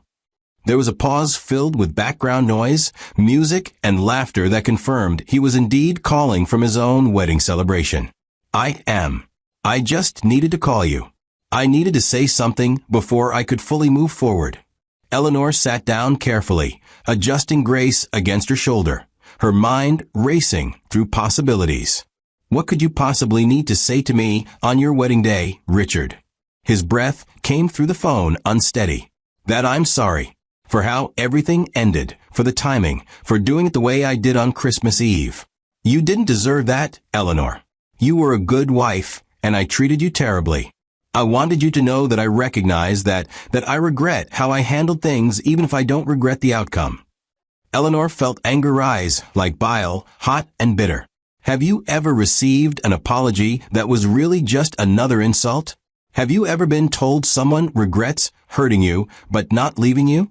You're calling me from your wedding reception to apologize for humiliating me while I was pregnant with your child? Eleanor kept her voice level with effort. Do you have any idea how that sounds, Richard? Any understanding of how completely self-serving this call is?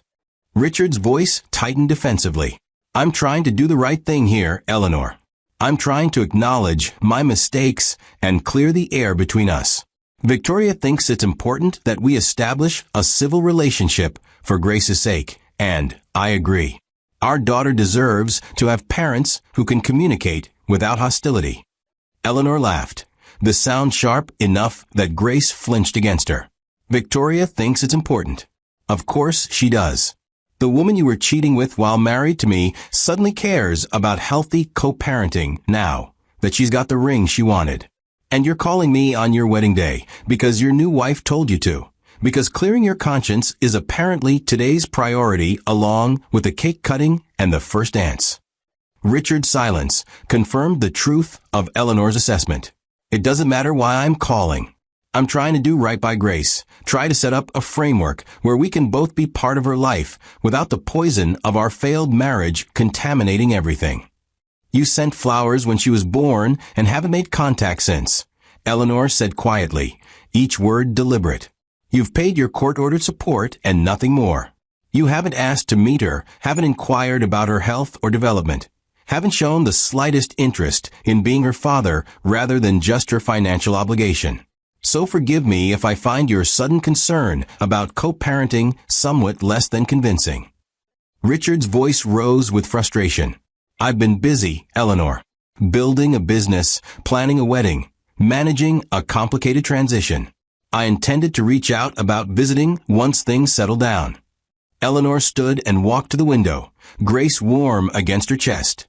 The city spread out below them like a map of futures yet to be written. Things are settled now, Richard. You're married. You got your perfect day. So here's what's going to happen. You're going to go back to your reception and enjoy every moment of it. You're going to dance with your bride and cut your cake and pose for your photographs. And then you're going to go on your honeymoon to wherever Margaret planned for you.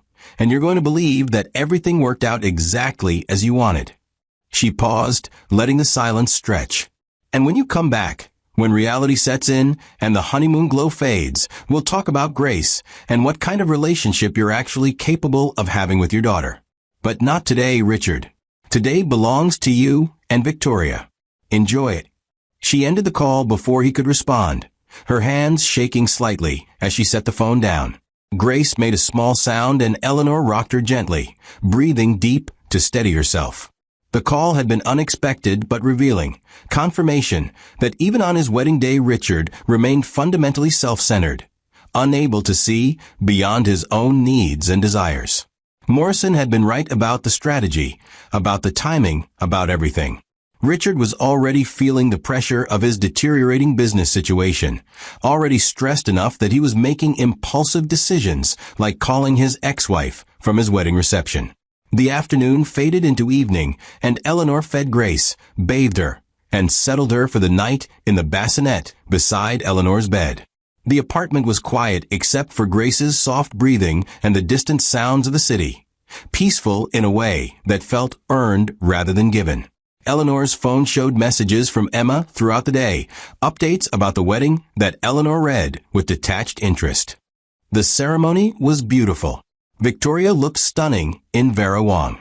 Margaret cried during the vows. The reception is at the plaza. Everything is perfect and elegant, and exactly what you'd expect from the Sterlings. Perfect and elegant, Eleanor thought, built on money Richard didn't have and credit he was about to lose.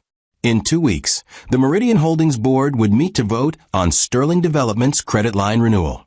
Eleanor would abstain, triggering the review process Morrison had predicted, creating uncertainty that would ripple through Richard's carefully constructed financial house of cards. And then, slowly but inevitably, everything would begin to unravel. Not dramatically, not all at once, but with the patient certainty of consequences finally arriving after being delayed too long. Eleanor climbed into bed, exhausted by the emotional weight of the day, Grace sleeping peacefully beside her. Your father had his perfect wedding today, Eleanor whispered into the darkness.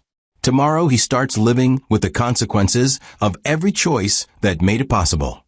The Meridian Holdings boardroom occupied the 42nd floor of a glass tower in Midtown, its windows offering views that made everything below seem small and manageable.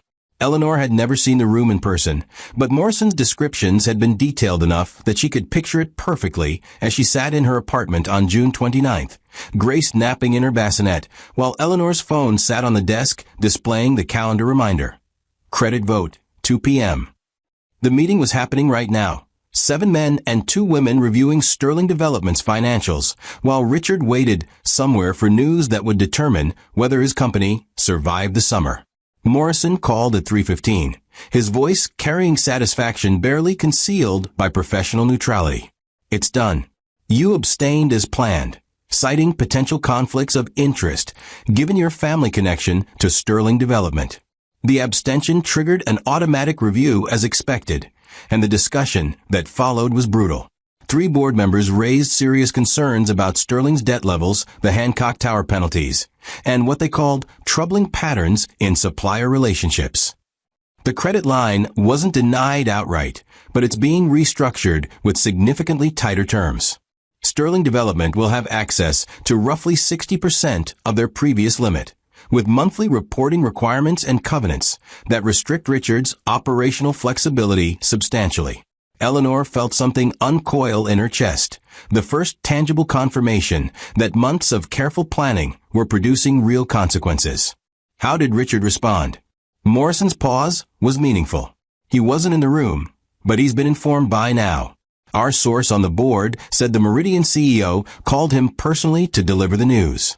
From what we understand, Richard tried to negotiate, argued that the restrictions were unnecessary and would hamper his ability to complete current projects. The CEO was sympathetic but firm. The board's position is non-negotiable. Eleanor closed her eyes, imagining Richard's face as he received that call, the careful control he'd maintain while his world tilted. What happens next? Reality, Morrison said simply. Sterling Development has projects underway that were budgeted assuming full credit availability. With only 60% of expected funding and the new restrictions, Richard will have to make impossible choices. Does he complete the Hancock Tower and risk running out of capital for other obligations? Does he pull resources from smaller projects to preserve the flagship development? Does he try to find alternative financing at rates that'll destroy his profit margins? There's no good answer, Eleanor. Every option leads to more problems. Eleanor opened her eyes and looked at Grace sleeping peacefully, her tiny chest rising and falling with perfect rhythm. Would you feel guilty watching someone drown if they'd pushed you into the water first? Would mercy for your enemy matter more than justice for yourself? The week following the credit restructuring brought the first visible cracks in the Sterling family's perfect facade. Emma called on July 2nd, her voice tight with worry that Eleanor had never heard before. Eleanor, something's wrong with Richard. He's been locked in meetings all week, barely sleeping. And when he is home, he's either silent or exploding over nothing. Margaret's trying to maintain appearances, but even she seems rattled. Victoria came back from their honeymoon expecting to move into their new penthouse, but Richard told her they need to delay the purchase. She's furious, and they've been fighting constantly. Eleanor made sympathetic sounds while her mind cataloged each detail, recognizing the pattern of stress fractures widening under pressure. Has Richard said anything specific about business problems? Eleanor asked carefully, keeping her tone concerned rather than curious. Emma hesitated before answering. He won't talk about it directly, but I overheard him on the phone with his CFO. Something about credit restrictions and cash flow issues and needing to restructure their project timeline. I don't understand the details, Eleanor, but I've never seen him like this. He's always been so confident, so completely in control. Now he looks haunted. Eleanor absorbed this information, understanding that Richard's carefully maintained mask was slipping, that the pressure was affecting him exactly as intended. I'm sorry he's struggling, Emma. Business challenges are difficult, especially when they come unexpectedly. Emma's voice dropped lower. Margaret thinks you're behind it somehow. She made some comment about the timing being suspicious, about your abstention at Meridian being calculated rather than ethical. I told her that was ridiculous, that you barely had time to think about Richard while caring for a newborn, but she seems convinced you're orchestrating something. Eleanor felt ice slide down her spine, the first indication that Margaret's instincts were sharper than expected. That's absurd. I have no influence over Meridian's lending decisions. If Richard's having financial difficulties, it's because of his own business choices, not anything I'm doing. Margaret's looking for someone to blame rather than accepting that sometimes things just don't work out as planned. The conversation ended with Emma apologizing for bothering Eleanor and promising to visit soon to meet Grace. Eleanor sat in silence after the call, considering the implications of Margaret's suspicions. The older woman's instincts were dangerous, but her lack of concrete evidence and Richard's pride would prevent them from investigating too thoroughly. Men like Richard couldn't accept that the woman they discarded could be powerful enough to threaten them, and that blindness was Eleanor's greatest protection. Still, she made a mental note to discuss additional security measures with Morrison, ensuring that the shell companies and corporate structures concealing her involvement remained impenetrable. July brought relentless heat and mounting pressure on Sterling Development. Morrison's regular updates painted a picture of systematic collapse, disguised as bad luck. The Hancock Tower is stalled again. Richard can't pay suppliers fast enough to maintain steady workflow with his restricted credit, so materials arrive sporadically and crews sit idle for days at a time.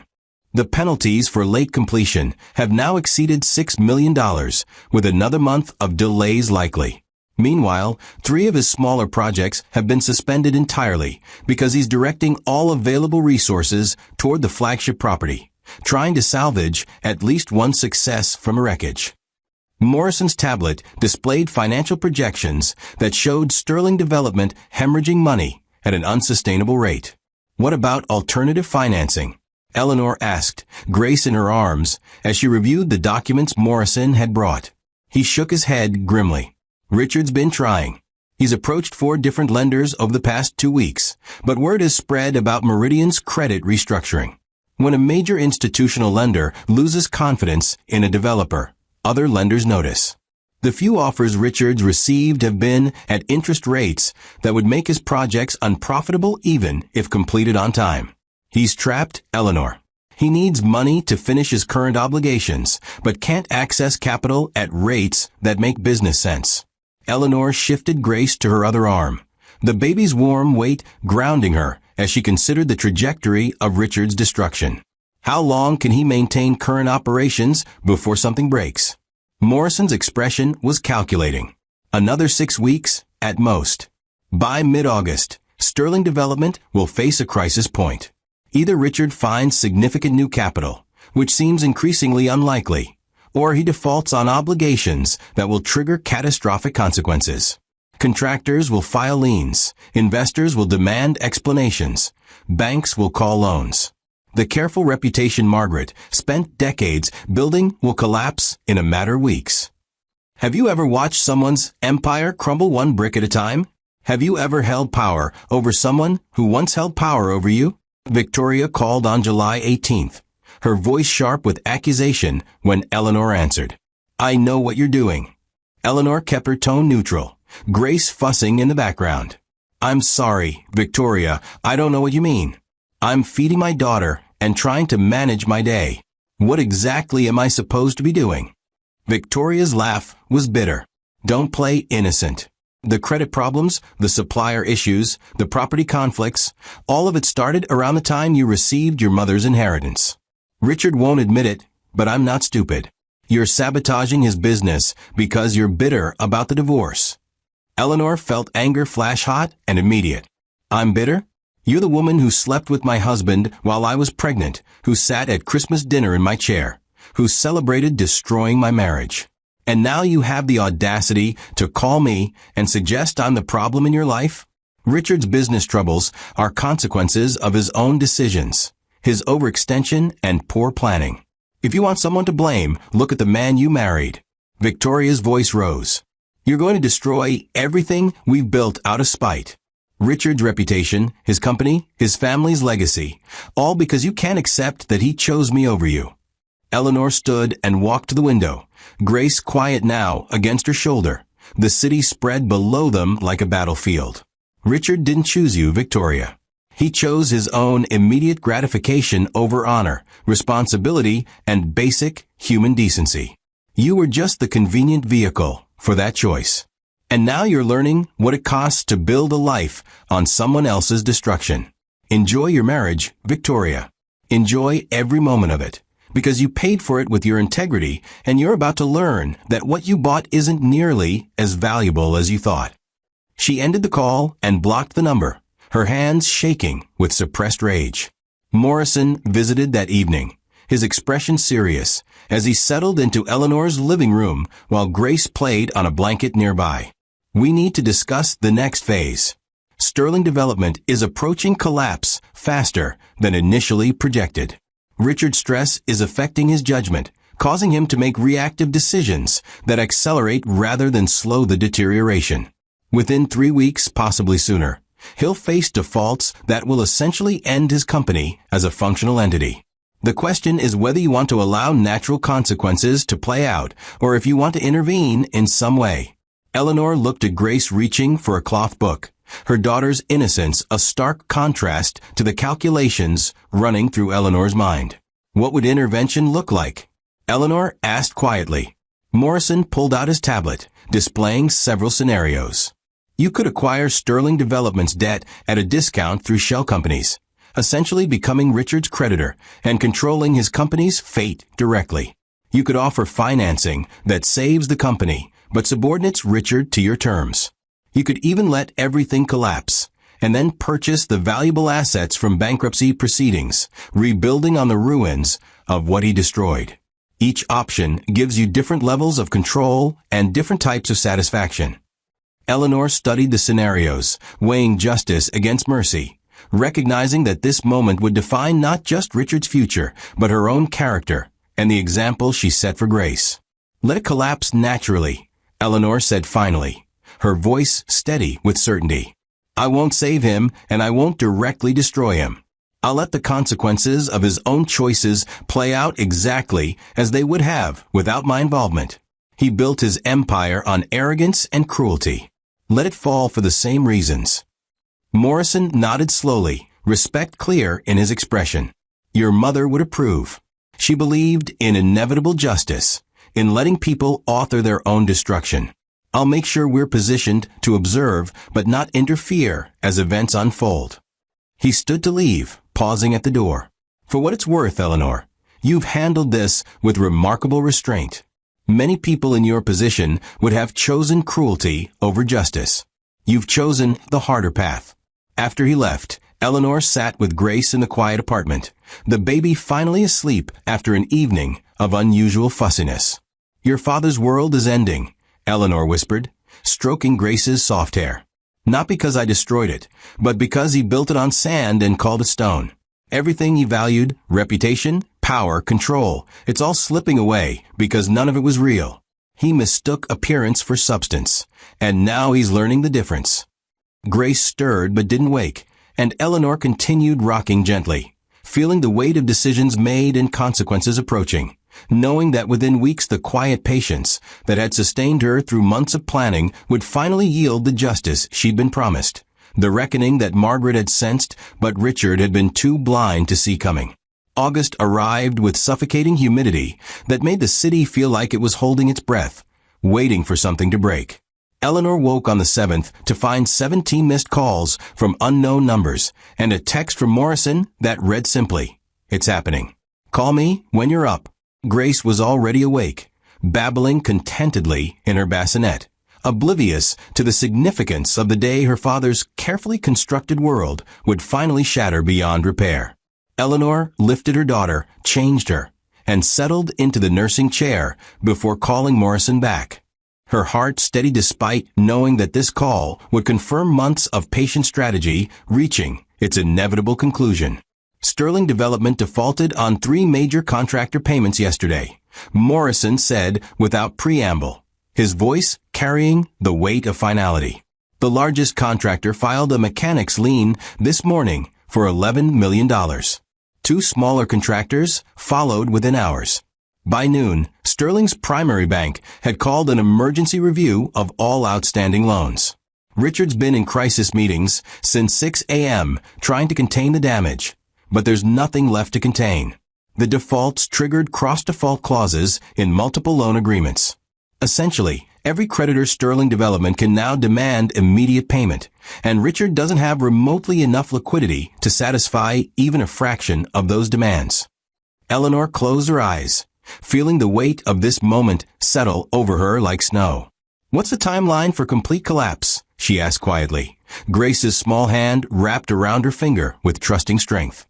Morrison's tablet rustled as he pulled up projections. Bankruptcy filing within 2 weeks. Possibly sooner if Richard's lawyers convince him that it's the only way to protect what little remains. The Hancock Tower will be seized by the bank and sold to recover their position. Smaller properties will be liquidated in a fire sale that won't come close to covering outstanding debts. Sterling Development as an entity will cease to exist, and Richard personally guaranteed several of the loans, which means his personal assets are exposed. The penthouse Victoria wanted, the vacation property in the Hamptons, even the cars, and the art collection Margaret's so proud of, all of it's vulnerable to creditor claims. Eleanor felt something complicated twist in her chest, not quite satisfaction, but something harder to name. Have you ever gotten exactly what you wanted and found it tasted different than you imagined? Have you ever achieved revenge and wondered if victory was supposed to feel this heavy? What about Margaret? How is she handling this? Morrison's voice carried grim amusement. Publicly, she's maintaining appearances, telling anyone who'll listen that this is a temporary setback caused by market conditions beyond Richard's control. Privately, according to our sources, she's furious. She's been meeting with lawyers to determine how much of the family assets can be protected from Richard's business collapse. There's apparently significant tension between mother and son, with Margaret blaming Richard's management decisions and Richard blaming the market, the contractors, the banks, everyone except himself. Grace finished nursing and Eleanor lifted her to burp, the simple domestic rhythm grounding her as she processed the magnitude of what Morrison was describing. Has Richard tried to contact me? The question emerged before Eleanor could stop it, revealing a curiosity she hadn't known she felt. Morrison hesitated before answering. Not directly, but Emma called our office yesterday asking if we knew how to reach you urgently. She said Richard wanted to talk to you about something important, that it was about Grace's future. I told her I'd pass along the message, but couldn't guarantee you'd respond. Eleanor felt anger flash hot. Grace's future. Now he cares about Grace's future, when his own future is disintegrating. Where was this paternal concern when he was spending $1 million on a wedding while his daughter needed diapers? The morning passed in a strange fog of normalcy punctuated by updates from Morrison as Sterling Development's collapse accelerated. At 10:30, news broke that the company had suspended all operations indefinitely. By noon, 3 major investors had filed suit seeking to recover their capital. At 2 o'clock, building inspectors arrived at the Hancock Tower and declared portions of the structure unsafe due to improper materials, adding regulatory complications to Sterling's already catastrophic financial problems. Each piece of news arrived like a hammer blow, systematic destruction of everything Richard had built, everything he'd valued more than his marriage, his wife, his unborn daughter. Emma called at 3, her voice thick with tears. Eleanor, please, I know you probably don't want to hear from us, but Richard's in trouble. Real trouble. The company's failing, and he's going to lose everything. And I know he hurt you terribly, but he's still Grace's father, and I'm begging you to talk to him. He thinks maybe you can help, that maybe with your mother's money you could invest in Sterling Development. Save the company. I know it's a lot to ask after everything, but please, for Grace's sake if nothing else, please at least hear him out. Eleanor stood at her window holding Grace, looking out at the city where somewhere Richard was watching his empire crumble, finally understanding that consequences existed even for men who thought themselves untouchable. Emma, I need you to listen to me very carefully, Eleanor said, her voice gentle but inflexible. Richard made choices. He chose to humiliate me publicly on Christmas Eve. He chose to introduce his mistress while I was pregnant. He chose to build a business on overextension and arrogance. He chose to spend money he didn't have on a wedding meant to celebrate my replacement. Every single one of those choices led directly to where he is now, and they were all his decisions, not mine. I'm not going to save him from the consequences he earned. Emma's breath caught. But Grace deserves a father who isn't destroyed. Don't you want your daughter to have financial security? If Richard loses everything, how will he pay child support? Eleanor felt something cold settle in her stomach. Grace has financial security. She has a mother who loves her and an inheritance that ensures her future regardless of what happens to Richard.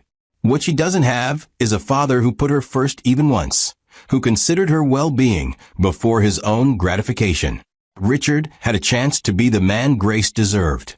He chose differently.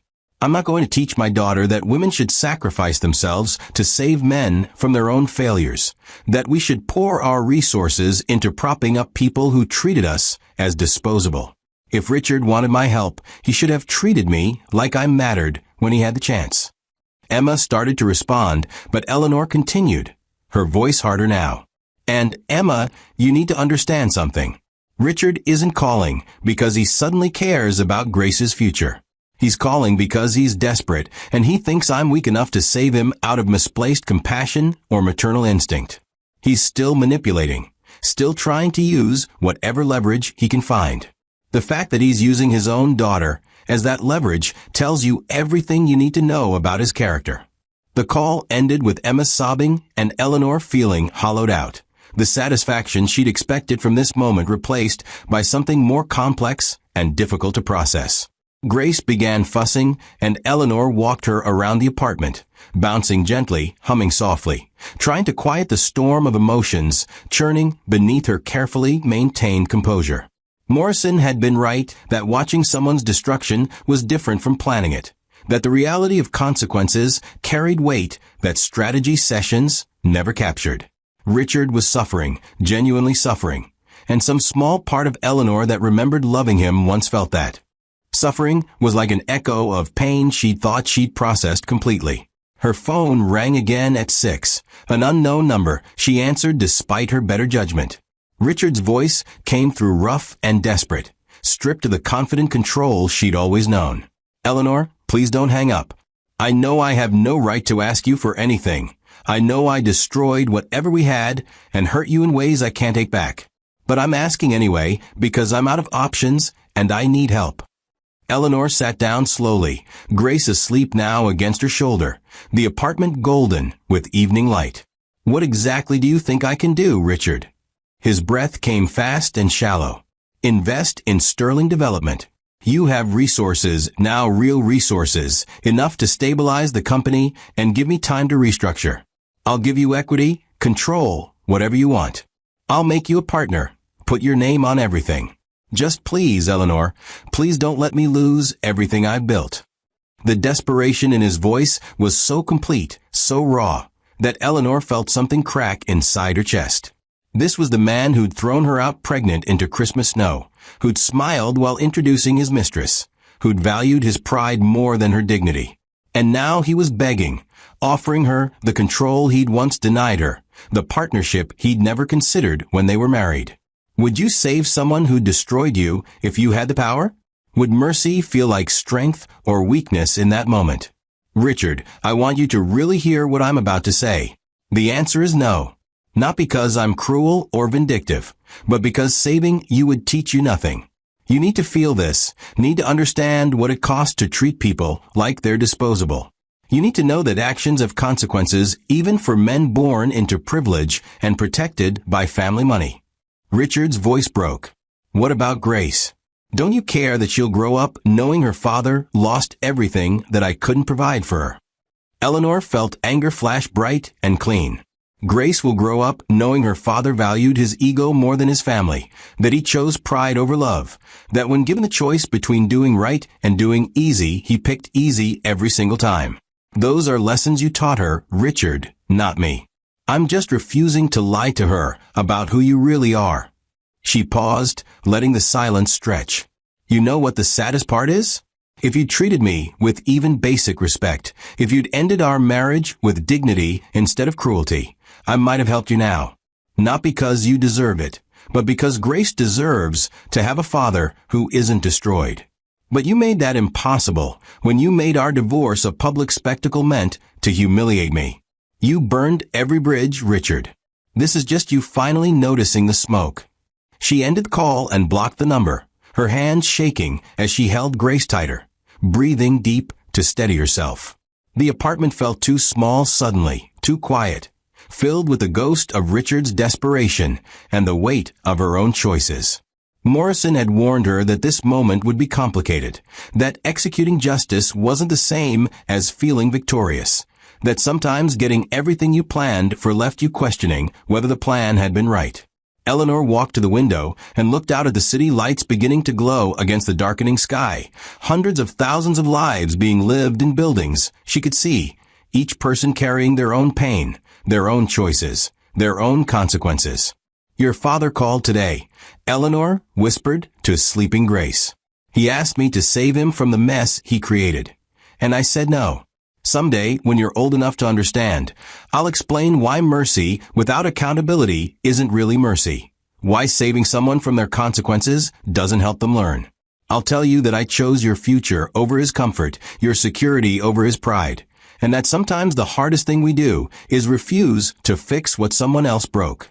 Grace's breathing stayed peaceful and even innocent of the destruction happening across town, the empire crumbling. The family that had seemed untouchable learning that nothing was permanent except the choices that defined who you really were when nobody was watching. Sterling Development filed for Chapter 11 bankruptcy on August 15th, a Friday afternoon, when the news cycle was slow enough that the announcement made headlines across the business sections of every major newspaper. Eleanor read the reports while feeding Grace. The clinical language of financial collapse, reducing Richard's destroyed empire to numbers and legal terminology that felt disconnected from the human cost. The articles mentioned creditor claims totaling $73 million against assets valued at maybe $40 million in a for sale. They quoted industry analysts expressing surprise at how quickly a once respected developer had fallen. Speculation about mismanagement and overextension and market timing. None of them mentioned a pregnant woman thrown out on Christmas Eve, or a mother who taught her daughter that patience was power, or the months of careful strategy that had ensured consequences finally arrived for cruelty disguised as family dinner. Morrison visited that afternoon, bringing documents that confirmed what Eleanor had already assumed. Richard's personally liable for $22 million in guarantees he signed over the past 3 years. The bankruptcy will discharge most of Sterling Development's corporate debts, but his personal exposure remains. The house in Greenwich, the Hampton property, his investment accounts, all of it will be liquidated to satisfy creditor claims. Margaret tried to protect family assets through various legal structures, but most of Richard's wealth was tied directly to the company. He'll emerge from this essentially broken, his reputation destroyed, unemployable in the industry he dominated 6 months ago. Morrison paused, his expression careful. Victoria filed for divorce yesterday. She's claiming fraud. Says Richard misrepresented his financial position before their marriage. Her lawyers are arguing she shouldn't be held responsible for debts incurred through Richard's mismanagement. Eleanor felt something twist at that news despite everything. She's leaving him now? When he's at his lowest. Morrison's smile was grim. She married him for his money and status. Both are gone. What exactly did you expect her to do? Stand by him through poverty and humiliation? Victoria's not built for that kind of loyalty. Eleanor looked down at Grace, her daughter's innocent face a reminder of what real love looked like, the unconditional commitment that required no benefit beyond the person's existence. I guess she and Richard deserved each other after all. Both of them valued appearance over substance. Both believed love was transactional. Now they get to learn what that philosophy costs when the transaction fails. The following weeks brought a cascade of revelations that painted Richard's collapse in increasingly harsh light. Margaret gave an interview to the society pages claiming Richard had made decisions against her advice, that she'd warned him about overextension, but he'd refused to listen. The implicit message was clear. This failure belonged to Richard alone, not the sterling family legacy she'd spent decades protecting. Richard's former business partners released carefully worded statements, distancing themselves from his decisions, protecting their own reputations by sacrificing his. Friends who'd toasted his wedding in June were suddenly unavailable for comment, their silence more damning than any criticism. The speed with which Richard's social circle abandoned him was breathtaking, proof that the community he'd valued had never actually valued him, but only what he represented. Emma called in early September, her voice carrying exhaustion that went beyond mere tiredness. I went to see Richard yesterday. He's living in a studio apartment in Queens, everything valuable sold to pay creditors, surviving on what's left after the bankruptcy trustees take their share. Eleanor, he looks terrible. Like he's aged 20 years in 3 months. He barely speaks, barely eats, just sits staring at nothing. I tried to talk to him about fighting back, about rebuilding, but he acts like a man who's already given up. Eleanor felt a complicated swirl of emotions hearing this. The part of her that had loved Richard once aching for his pain, while the part that remembered Christmas Eve felt grimly satisfied that suffering had finally found the right address. What do you want me to say, Emma? That I feel sorry for him? I don't. I feel sorry for Grace, who'll grow up knowing her father chose ego over family. I feel sorry for everyone Richard hurt on his way to building an empire on sand. But I don't feel sorry for Richard learning that consequences exist even for people born into privilege. Emma's breath caught. You did this somehow, didn't you? I don't know how and I can't prove it, but the timing, the way everything fell apart so systematically, it doesn't feel like bad luck. It feels orchestrated. Eleanor's voice stayed level despite her racing heart. Richard did this to himself, Emma. He overextended his business, made poor decisions, trusted the wrong people, and believed his name would protect him from the realities everyone else faces. I didn't cause that. I just refused to save him from it. The conversation ended without resolution, Emma unconvinced, but unable to articulate her suspicions into anything concrete. Eleanor sat with Grace afterward, the baby now 4 months old and increasingly alert, her eyes tracking movement with focus that suggested intelligence already developing. People will always look for someone to blame when bad things happen, Eleanor told her daughter softly. They'll create conspiracy theories rather than accept that sometimes people fail because of their own choices. Your father's family thinks I destroyed him because accepting that he destroyed himself would mean acknowledging they raised someone fundamentally flawed. Grace grabbed at Eleanor's hair, pulling gently, and Eleanor smiled despite the weight of the conversation. But you'll know the truth, sweetheart. You'll know that I gave your father exactly what he gave me. Nothing but the consequences of his own actions. October brought the first cool days of autumn and the final legal settlements that closed the chapter on Sterling Development permanently. The Hancock Tower was sold to a competitor who'd complete the project under their own name, erasing Richard's legacy from the building he'd considered his masterpiece. The smaller properties were liquidated in sales that barely covered outstanding liens. Margaret's lawyers managed to protect some family assets, but the sterling name's association with failure and scandal meant even those victories felt hollow. Richard's personal bankruptcy was finalized, leaving him with essentially nothing except child support obligations that would follow him regardless of his financial situation. Morrison brought the final accounting to Eleanor's apartment on a gray afternoon, Grace sleeping in her swing while rain pattered against the windows. It's finished. Richard has no assets, no business, no prospects for employment in his former industry. He'll spend years, possibly decades, rebuilding from nothing while carrying the reputation of failure everywhere he goes. Margaret effectively disowned him. Emma's the only family member still maintaining contact. Victoria's divorce will be final next month with her claiming no responsibility for his debts and walking away clean. Morrison set his tablet aside and looked at Eleanor directly. You won, Eleanor. Completely and totally. You dismantled everything Richard valued, everything he chose over you, and he never even understood it was happening until too late to stop it. Eleanor looked at Grace sleeping peacefully, her daughter's face relaxed and trusting, and felt something settle in her chest that wasn't quite satisfaction, but maybe something closer to peace. I didn't win, Harold. I just stopped losing. There's a difference. Morrison frowned. I'm not sure I understand the distinction.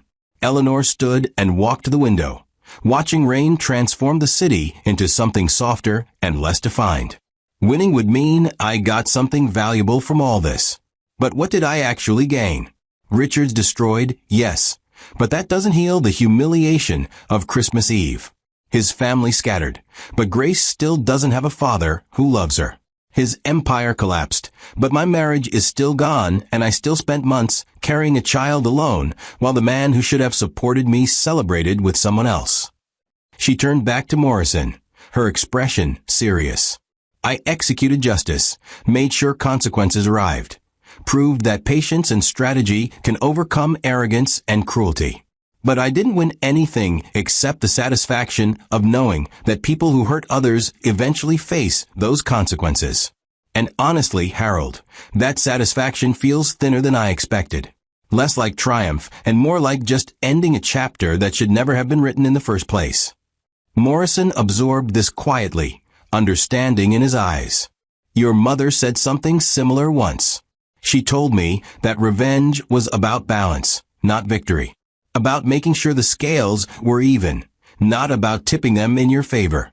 She said true power was knowing when you'd done enough and walking away before justice became cruelty. Eleanor nodded slowly.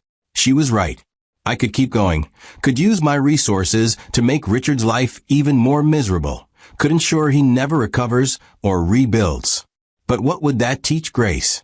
What kind of person would I become if I let anger drive me past the point where consequences have been served? She returned to Grace's swing, adjusting the blanket around her sleeping daughter. Richard learned his lesson. He knows now that actions have consequences, that cruelty comes back around, that treating people as disposable eventually leaves you alone. Whether he becomes a better person from that knowledge isn't my responsibility anymore. My responsibility is raising Grace to understand power without abusing it, to value people over appearances, to know that strength includes knowing when to stop. Morrison gathered his documents, preparing to leave. What will you do now? You have resources, freedom, a daughter who needs you. The world's essentially open to whatever you want to build. Eleanor considered the question while watching rain streak down the windows, each drop following gravity's pull to inevitable conclusions. I'll raise Grace. I'll teach her everything my mother taught me about patience and strategy and dignity. I'll build businesses under my own name instead of hiding behind shell companies. I'll create something real and lasting instead of just tearing down what someone else built. And maybe eventually I'll forgive Richard. Not for him, but for me, because carrying anger is exhausting, and I'm tired of letting him occupy space in my thoughts. After Morrison left, Eleanor lifted Grace from her swing and settled into the rocking chair, her daughter stirring awake with soft sounds of contentment. Your father's story ended today, Eleanor whispered, stroking Grace's soft hair. He lost everything he valued because he never understood that the things he valued weren't actually valuable. Money, status, reputation, all of it disappeared the moment circumstances changed. But you and me, sweetheart, we're building something different. We're building a life based on things that last, love, integrity, knowledge, strength that comes from within rather than from what others think of us. Grace's eyes opened, dark and alert, seeming to understand in that mysterious way babies sometimes did. The evening settled into a comfortable routine, Eleanor feeding Grace, bathing her, singing softly while rocking her to sleep. The apartment felt peaceful in a way it never had before, as though some lingering tension had finally released with the closing of Richard's bankruptcy case. Eleanor's phone showed messages from Emma asking if they could talk, from Morrison confirming final details, from her lawyer about trust structures for Grace's inheritance. She'd answer them tomorrow, handle the practical necessities that life required. But tonight was for something simpler and more important. Tonight was for holding her daughter and understanding that the victory she'd achieved wasn't Richard's destruction, but Grace's future. Wasn't revenge, but justice. Wasn't about tearing down, but about building something better on ground that had been cleared of lies and cruelty. Have you ever achieved everything you planned for and realized the achievement mattered less than the person you became pursuing it? Have you ever won a war only to discover peace was what you'd wanted all along? Eleanor looked out at the city, lights beginning to glow as darkness fell. Thousands of windows illuminated with lives being lived, struggles being fought, choices being made that would echo forward into futures nobody could predict. Somewhere in that city, Richard was living with his consequences, learning lessons he should have learned decades earlier, facing the reality that cruelty eventually demands payment. And here, in this small apartment, Eleanor was living with her choices too. To seek justice without becoming cruel, to exercise power without abusing it, to remember that the point of strength was protecting what mattered rather than destroying what didn't. "We're going to be okay," Eleanor told Grace, her daughter now sleeping deeply, the peaceful sleep of someone who'd never known fear or humiliation or betrayal. "Better than okay. We're going to build a life where dignity matters more than dominance, where patience is recognized as strength, where being kind doesn't mean being weak. Your father taught me what not to value. Your grandmother taught me what to value. And you, my sweet girl, you remind me every day why any of this mattered at all." She kissed Grace's forehead, breathing in that clean baby scent that somehow smelled like hope and future and possibility. The chapter that had begun with Christmas Eve humiliation ended with autumn rain and sleeping innocence and the quiet certainty that justice, when executed with precision and restraint, didn't need spectacle or cruelty to be complete. Eleanor had endured, observed, planned, and acted. She dismantled an empire without raising her voice, destroyed a reputation without ever making her involvement known, taught powerful people that sometimes the person they dismissed as powerless was actually the most dangerous person in the room. And now, with Grace breathing softly against her chest and rain washing the city clean outside her window, Eleanor finally allowed herself to feel something beyond strategic calculation. She felt peace, hard-earned and precious, the peace of someone who'd faced their worst moment and transformed it into their defining strength, who'd been broken and had rebuilt themselves into something unbreakable, who'd learned that the sweetest victory wasn't destroying your enemies, but becoming someone your daughter could be proud of. The silent move Eleanor had made months ago, the patient strategy that had seemed like weakness to those who didn't understand power, had destroyed Richard and his family's arrogance exactly as planned. But more importantly, it had built something new. A mother who understood her strength, a daughter who'd grown up knowing women didn't need saving, and a future where Christmas Eve would be remembered not as the night Eleanor was destroyed, but as the night she began building something Richard could never take from her. That was victory, quiet and complete, the kind that didn't need witnesses or applause because the person it mattered to most already knew its value. Eleanor closed her eyes, held Grace close, and let the rain sing them both toward tomorrow. Thanks for watching. If you enjoyed the story, make sure to subscribe to the channel and drop a comment telling us the part of the story you enjoyed most.